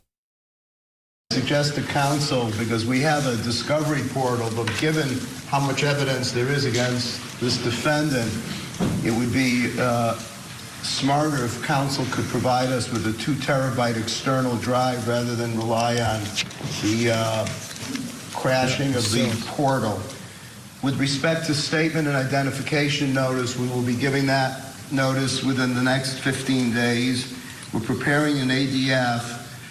We'll do our best to expedite discovery, but I'll say that with redactions and with the volume of it, we're hoping to do it as best we can under, this is not a usual case in terms of the thousands of hours of video tracking and the like, and the fact that we're not only responsible for discovery in this county, but in Altoona, where the arrest was made and where several officers were involved. And we're in touch with those people, and we're going to get everything counsel's entitled to. As to other issues, I think a 30-day adjournment to see where we're at, and to, of course, counsel's aware of the various notices. We have notices as well. Yes, I take it that counsel will abide by the statutory limitations on their notices with respect to any notices they believe to be appropriate. A lot. As to counsel's record on the mayor, basically repeating what the mayor said, I don't know how that advances the ball. We will comply with our ethical obligations with respect to trying this defendant's guilt in this courtroom and this courtroom alone. Thank you. All right, so it's BS, man. Break. It's total BS. All right, we need to squeeze in a quick break. You heard, I mean, really, she was lambasted. Yeah, and this is lame. I think Eric Adams needs to shut the heck up. He's got too much going on now to speak on this. Most of the people that I know of in that area can't stand him and are not happy with the conditions of the city of New York and how he's handled things there in the first place. Secondly, this man is innocent until proven guilty. I know we've seen a lot of things, but a lot of the things that we've seen and the stories we've heard, some of it's still not adding up when it comes to this case. So I want to know what y'all think about this. Do you think that he did this? You think they got the right guy? What's the evidence going to show? Should they have a right to a speedy trial in this instance because of some of the things that happened? I don't know. We'll have to wait and see. Oh, man. I tell y'all. Yeah, y'all said 2 terabytes? Sheesh. That's a lot. That's a lot for real. Bombay said half of them are asleep. Oh, man. Yeah, they weren't even paying attention. He could have got up and ran out of there. They have 6 guards standing around them. That's wild. It's all for optics. It's New York. And this is going to be a big, huge trial, as y'all know. Rice Street says Diddy is a locksmith. He always gets through the back door.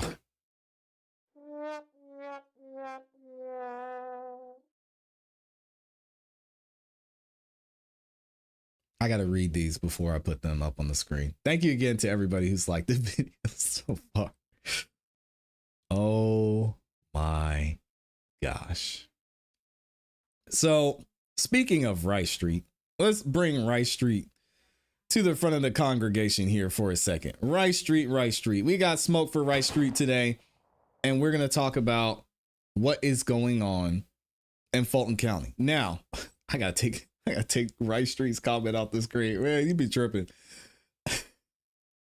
Before we get into it, Axel Wheel says guilty or not, no one gets a fair trial in New York, especially not high profile. Well, as long as they pay enough, right? I mean, let's be real, Axel Wheel. This is all about the money, especially in that area. Breaking out the long guns for a perp walk was overkill. Oh, they went crazy. Looks like Lee Harvey Oswald being walked in. Yeah, they did Luigi dirty for sure. According to, let's look at the poll. I asked y'all, what do you think about Jay-Z versus Tony Buzbee. And who's going to win this battle? Because the back and forth is insane. And it looks like 59% of you said Tony Buzbee is going to take home the win. Oh my gosh. Good morning, Samantha. Thank you for being here.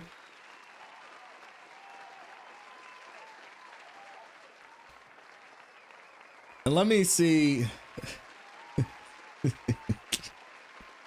I can't with this chat right now. Y'all are tripping. I want to know what y'all think about Luigi.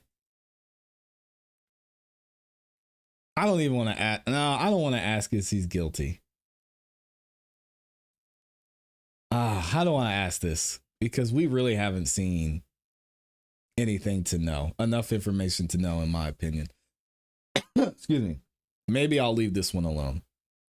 All right, let's get a little bit more smoke for Rice Street. So I mentioned in the past when we actually reviewed the Rice Street lawsuit, we're going to call it. There was 2 lawsuits, basically. One, Shannon Stillwell and several others. That's the bigger lawsuit. And then we have this lawsuit we're going to review, which is the estate of Dayvion Blake, because Dayvion Blake, unfortunately, is no longer with us. And we're going to hear a little bit of the background of what happened to him and why his estate is filing this lawsuit against Rice Street or the Fulton County jail system in the first place.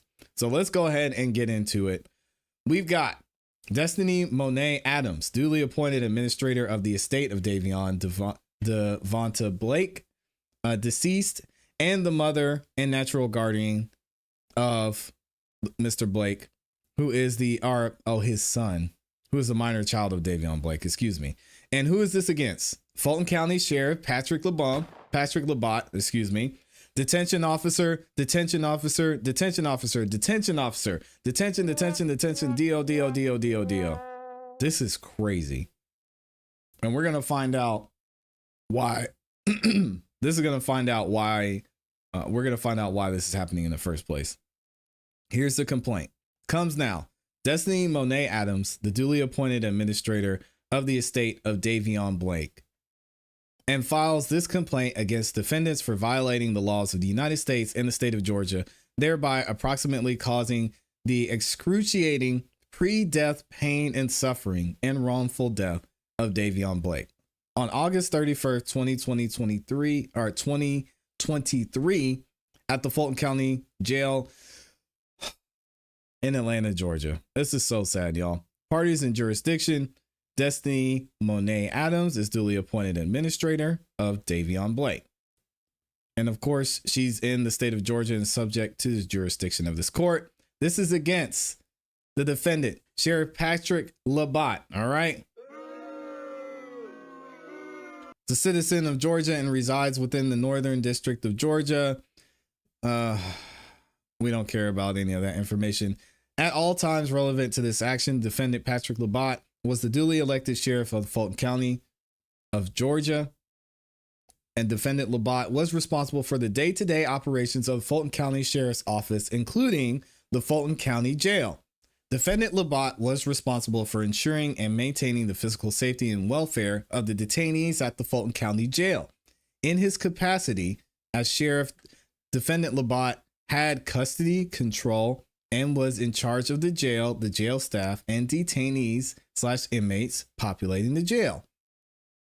What about all of these detention officers? We're going to get into it in a second. They were employed there.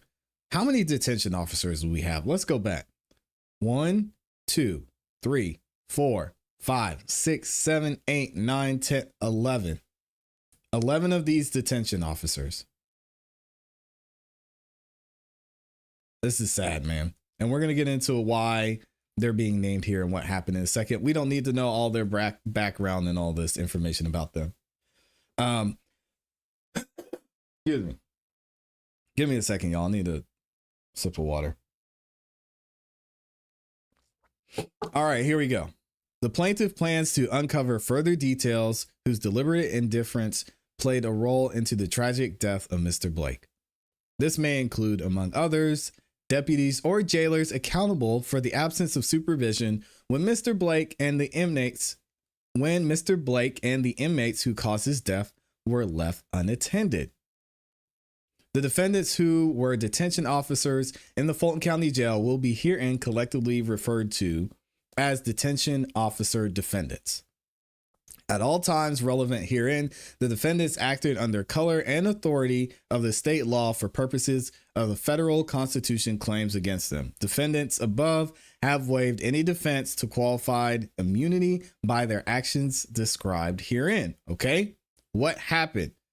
Factual allegations. Fulton County Jail consists of a 3-story low-rise structure joined to an elevator tower, providing access to 2 housing towers. We know this from when we've seen the tour of Rice Street and everything that was going down there, which is a whole nother story. The North Tower has 7 floors for housing, and the South Tower has 6. Each housing unit has 8 zones arranged in a horseshoe around an elevated control tower. The housing zones have between 16 to 18 cells split over 2 tiers. The cells open into a day room with tables bolted to the floor, phones, a kiosk for ordering commissary and submitting grievances, among other things, and a shower on each tier. Makeshift knives and shanks made by detainees are well known and well documented problems at the Fulton County Jail, resulting in violent attacks, severe injuries, and death. Fulton County Jail detainees are at constant risk of danger, serious personal injury, and death due to Fulton County Jail's crumbling infrastructure, which inmates use to craft makeshift knives called shanks for use as weapons. The Fulton County Sheriff's Office Jail Operations Standard Operating Procedures describe the system that will be used to conduct patrols and daily, weekly, and monthly inspections at the Fulton County Jail. The operations procedures for safety and facility inspections, effective date June 13th of 2023, is attached herewith as Exhibit A. The Fulton County Sheriff's Office Jail Operations Standard Operating Procedures, effective date June 13th, 2023, covers inspections to discover handmade knives and shanks, which is interesting. They put this in place once the Department of Justice was actually investigating what was going on in the jail. And that was mentioned by Patrick Labat in an interview that we reviewed before. According to the operations procedures for safety and facility inspections at Fulton County Jail, inspections are to be made daily and monthly, including holidays and weekends, of all areas occupied by inmates. We know this did not happen. I mean, we heard about the nut juice, right? It's wild out here. Shifts and housing supervisory staff will conduct a daily patrol, including holidays and weekends, of all areas occupied by inmates. Shift and housing supervisors will inspect all areas of facility occupied by inmates in their areas of jurisdiction, checking for security, safety, and sanitation. There's just no way this happened, ever. According to the operation procedures for safety and facility inspections at Fulton County Jail, sergeants will conduct daily safety and sanitation inspections utilizing the sergeant's daily inspection safety inspection report form. Daily, they're supposed to do this. Rice Street, did this happen? The operation procedures for safety and facility inspections at Fulton County Jail goes to state. Listed below are safety checks and documenting procedures that are to be followed for housing inspections. Oh, Lord. Inspect locks to ensure the functionality and timeliness of repairs. Inspect doors leading to housing zones, sally ports, recreation zone, and door leasing to the outside. Y'all, we know this was the main problem, the main reason that Yak Gotti got attacked, the main reason that Shannon got attacked, is because these doors are broken. And the Department of Justice said they would be able to rig the doors. The inmates were able to rig the doors, put things into the doors, so when they closed, they didn't close all the way and they could get out. And they were doing nothing. Rice Street in the chat says, I plead the fifth. Man, terrible. Defendant Labat has explained to the Fulton County Board of Commissioners and to the general public on multiple occasions, including the interviews we saw recently, why there is such a proliferation of homemade knives and shanks at the Fulton County Jail. Detainees are crafting shanks from the crumbling infrastructure. On or about April 20th of 2022, a sweep of the Fulton County Jail resulted in the discovery of nearly 100 knives and shanks. Jeez. According to the Fulton County Sheriff's Office, on January 21st from January 2021 to December of 2022, deaths at Fulton County Jail quadrupled. Sheriff Labat is doing an amazing job, apparently. In a dramatic and well-publicized appearance before the Atlanta City Council on October 3rd of 2022, defendant Labat had a jail guard roll a wheelbarrow full of knives and shanks confiscated from the Fulton County Jail into the Atlanta City Council chambers. Less than 1 year later, in March of 2023, a search of only 1/3 of the housing zones in the jail uncovered more than 200 homemade knives and shanks. By the time of the mid-March 2023 search, there had been 78 stabbings at the jail in 2023, more than one per day. And the Sheriff's General Counsel, Amelia Joyner, told a panel of Georgia state legislators investigating the jail that overcrowding strains the physical limits of the aging jail and contributes to the violence. No, that's not it. The fact is, y'all didn't do anything to improve when you had the chance. Now you have another opportunity. They've been given $300 million to remedy this situation, and they're not doing it. That's the biggest issue. And now moving forward, there's really no excuses from that. And we heard Patrick Labat say this in a press conference recently where he said, well, the DA's office, they're using and indicting people and locking people up and just conducting things a certain way. So it's overcrowding the jails, and then we have trouble doing our job. So he's basically passing the buck to Fannie Willis's office, which is interesting as well. The jail's reputation as one of the most dangerous jails in the country has become so infamous that it prompted the United States Department of Justice to launch an investigation July 3rd of 2023 into both the Fulton County Jail and the Fulton County in general. And y'all see, they put this operating procedure in place a month before the Department of Justice got there. Do y'all think that's a coincidence? Fulton County Sheriff's Office Jail Operations Standard Operating Procedures went into effect June 13th of 2023. And when did the Department of Justice get there? July 13th, 2023. It's not a coincidence. Summarizing the reasons for the Department of Justice investigation, Attorney General Merrick B. Garland stated, "We launched this investigation into Fulton County Jail based on the serious allegations of unsanitary living conditions at the jail, excessive force and violence within the jail, discrimination against incarcerated individuals with mental health issues, and failure to provide adequate medical care to incarcerated individuals." Okay, we know all that stuff. We want to hear what happened with Dayvion Blake here. So we're going to skip down, and they're talking about the defendant Labat, how terrible he is, how he didn't do his job. The DOJ got involved, and they found what we were able to see in the Department of Justice report, which we only got through a small part of it. And even some of the stories that we heard from the Department of Justice is crazy. If y'all missed that video, go back and watch the review that we did on this channel of the Department of Justice, what they found when they investigated Rice Street specifically. It was pretty bad. All right, here we go. We're going down to Dayvion Blake. What is his story? At the time of his death, Dayvion Blake was a pre-trial detainee at Fulton County Jail. Innocent until proven guilty, right? Dayvion Blake was murdered in an attack by rival detainees in Fulton County on August 31st of 2023. It's terrible. The incident report memorializing the August 31st, 2023 attack and murder of Dayvion Blake is attached here with as Exhibit C. The fatal attack on Dayvion Blake occurred in Zone 400 on the 7th floor of the South Tower and is shown in Exhibit C, page 1 and 2.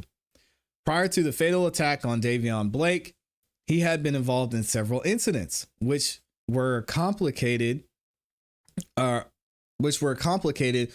his difficulty remembering events and responding to commands from detention officers. Prior to Davion Blake's murder, he was attacked by inmates using shanks on at least 3 separate occasions. Was tasered by detention officers on at least 3 separate occasions, and was placed on suicide watch. On February 6th of 2023, Davion Blake was housed in zones 500 on the 4th floor of the South Tower. On February 6th of 2023, incident report is attached here within as Exhibit D. On February 6th, 2023, a detainee in zone 500 on the 4th floor of the South Tower got in a fight with Davion Blake, which culminated into a detainee stabbing Davion Blake in the back multiple times with a shank. Oh my. What? No, Dave, that's a different case. That's not Davion Blake. This is a totally different case. After the February 6, 2023 fight, both Davion Blake and the detainee wielding a shank were seen and medically cleared to return to the 4th floor of the South Tower.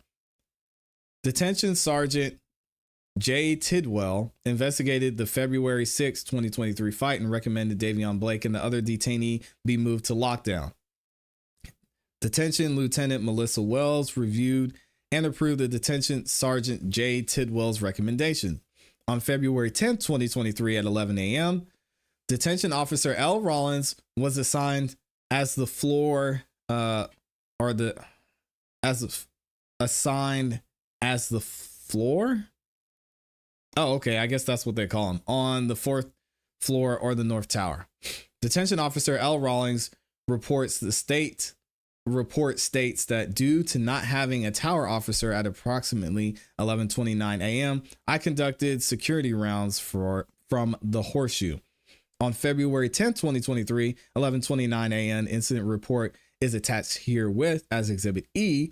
On February 10th, detainee Dontarius Whitaker complained to Detention Officer Rawlings that he had been threatened and extorted by 5 detainees, including Davion Blake. Interesting. Detention Officer Rawlings recommended detainee Dontarius Whitaker be relocated per classification department for his safety.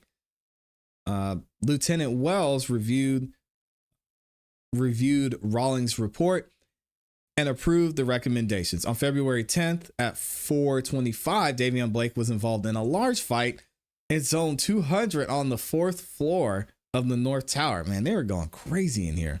On February 10th, the incident report is attached there. Okay.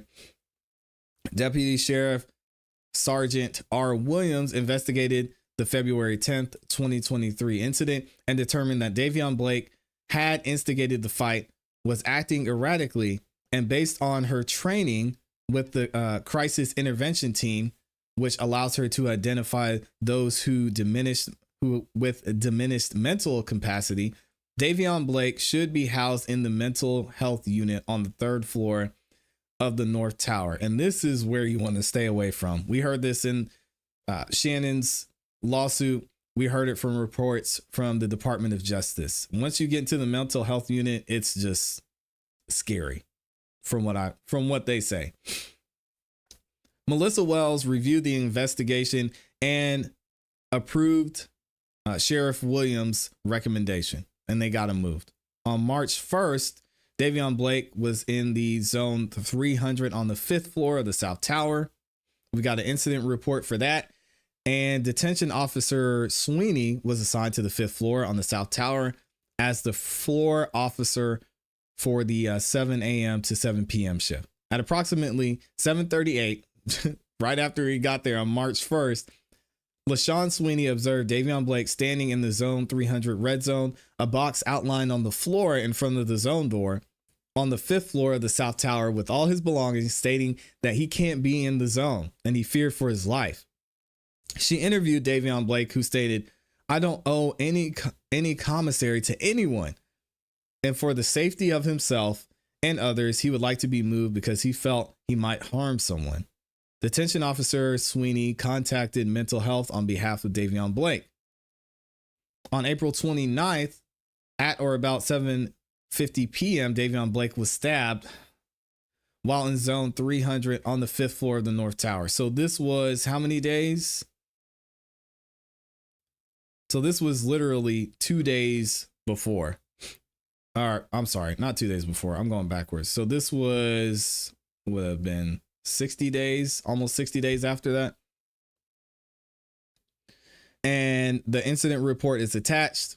Shannon Roberson reviewed the security camera footage of the incident and saw several inmates walking in and out of cell number 306. Dayvion Blake then exits cell 306, walks around in zone 300, and argues with several unidentified, possibly 2 inmates in that zone. No one could identify the other inmates involved in the April 30th, 2023 attack in zone 300. What? Why? Because the video quality was too poor and blurry to adequately identify them. Man. Rice Street says, where is all this information coming from? Somebody snitching, shaking my head. What happens in Rice Street is supposed to stay in Rice Street. Man, it's in the incident report. It says right here. They filed an incident report. So it's all available. Dayvion Blake was taken to the medical, and Sergeant Shannon Roberson recommended Dayvion Blake be relocated for his safety. Jeez. On May 1st, shortly after that, 2 days after that, Dayvion Blake was in zone 300 on the first floor of the North Tower. This man was going through hell. At 2:53 p.m., Officer Modu Janeth observed Mr. Blake had gathered his belongings, and upon interviewing Dayvion Blake, Mr. Blake stated he would like to be moved because he felt he may harm someone. Mental health was conducted on behalf of Dayvion Blake. They have the exhibit here. Supervisor Deputy Sheriff Gadsden reviewed the detention officer Janeth's incident report and recommended Mr. Blake be moved for his safety. On May 1st, at 8:49 p.m., Dayvion Blake was involved in another incident in zone 200 on the second floor. On May 1st, the incident reports attached. Officer Watley, Officer Hester, and Officer Johnson responded to detainee Russian banging on the walls of cell 204, calling for help. Detainee Russian was alarmed about Dayvion Blake's unreported placement in the new cell and complained Dayvion Blake was antagonizing him. Oh, God. During the subsequent questioning, Officer Hester told Dayvion Blake to go back into cell 204, but Dayvion Blake attempted to walk out of zone 200. Officer Hester and Officer Johnson ordered Dayvion Blake to return to cell 204, but he did not comply and was tased by Officer Johnson. Nasty work. Officer Obasi asked Dayvion Blake why he did not comply with Officer Hester's instructions to go into cell 204 and return to zone 200. Mr. Blake said he could not remember. Oh my God. This is insane. Officer Obasi recommended Blake be moved to lockdown for 42 days in accordance with the Fulton County Sheriff's Handbook. He also recommended Dayvion Blake and detainee Russian be separated from the same zone. June 17th, Blake was in zone 300 on the 6th floor of the South Tower. So this would obviously be after he got out of lockdown. Dang. Incident report is attached. June 17th, Dayvion Blake asked detention officer Gibbs if he could act as an orderly by helping distribute food trays and detainees as a part of feeding service. Officer Gibbs said, hell nah. He said, what? You just got out of lockdown, man. Chill out. And Dayvion Blake attempted to grab a tray. Officer Gibbs then tased Dayvion Blake. Oh, man. Dayvion Blake was taken to medical, where NAFCare staff approved Dayvion Blake's return to the 6th floor. They say, you good, buddy? Try not to do that next time. During subsequent investigation, Sergeant Johnson learned that most of the inmates in zone 300 became angry with Dayvion Blake for his behavior, and that Dayvion Blake was acting odd, and recommended that Dayvion Blake should have a mental health referral. All right. July 2nd. Here we go. He was in zone 200. Incident report. July 2nd at 8:30 a.m., Dayvion Blake showed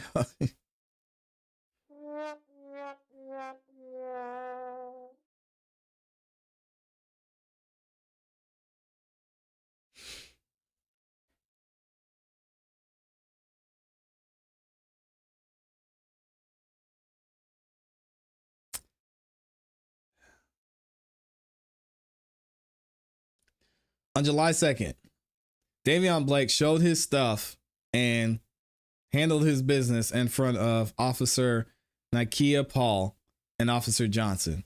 They ordered Dayvion Blake to stop, and when he did not, they entered Zone 200, removed Mr. Blake, handcuffed him, and took him to Zone 700. Sergeant Brian Price investigated the incident, determined that the behavior would not be tolerated, recommended 14 days placement in lockdown pending disciplinary hearing, and submitted the report to jail management. Dayvion Blake was again witnessed handling his business later that day by detention officer Hobbs on the 4th floor of the South Tower. Officer Hobbs pepper sprayed Dayvion Blake, escorted him to medical, then notified the watch commander for further investigation. Yo, this is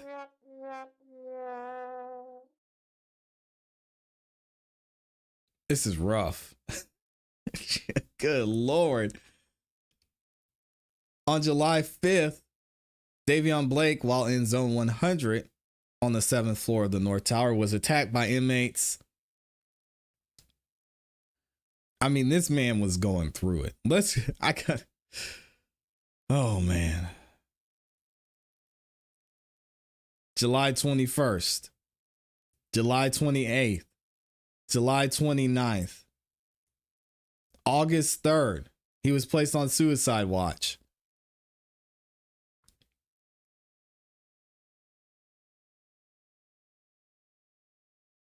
He was taken to medical. August 4th, he behaved in a threatening manner toward the medical staff. August 5th, they transferred him. August 6th, he was unable to talk to the medical staff. August 8th, this is what led up to everything happening. On August 8th of 2023, Dayvion Blake was released into general population again. On August 9th, John Smith, MD, a psychiatrist employed at NAFCare, discharged Dayvion Blake from treatment. Dayvion Blake continued taking some medication for schizophrenia, but refused or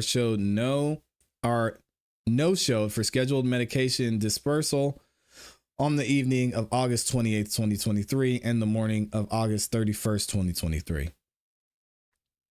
Dayvion Blake was killed in an attack at 2:21 p.m. on August 31st. The attack occurred in Zone 400 on the 7th floor of the South Tower, Exhibit C throughout.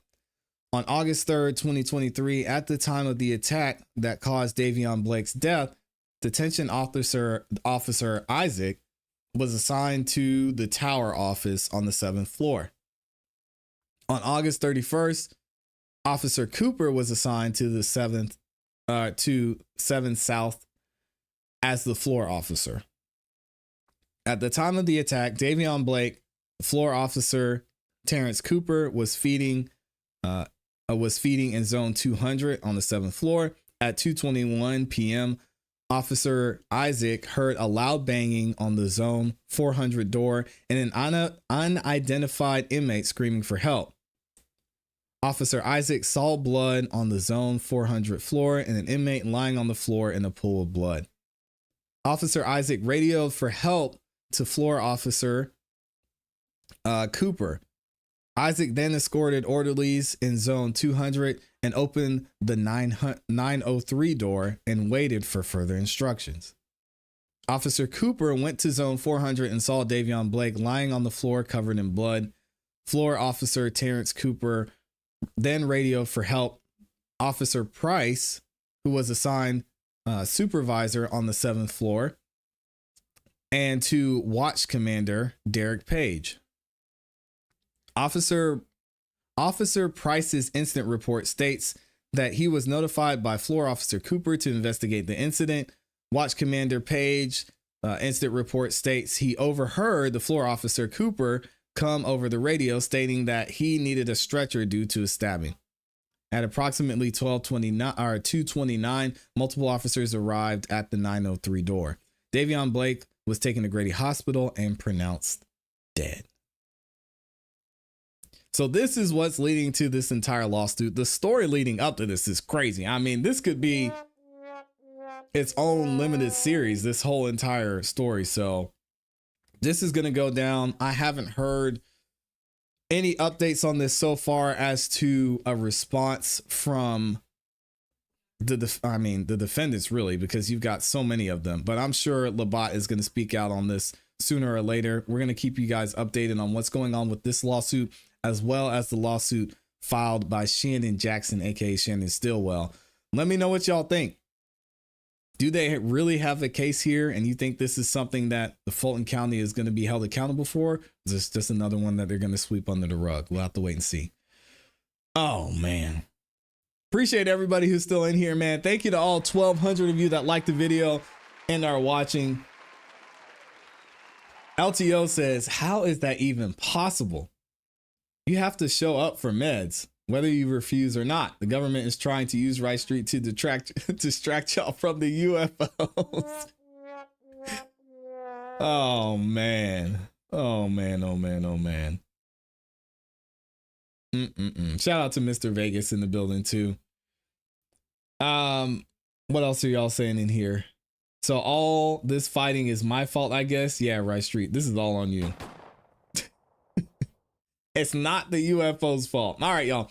We're going to go ahead and get up out of here. If y'all enjoy and you want to hear some amazing music from some of the artists that are here in the community, make sure you check out the Song of the Night live show tonight, 8 p.m. Eastern Standard Time. You're going to get a chance to win some cash, and you get to vote and decide who your favorite artist is on tonight's show.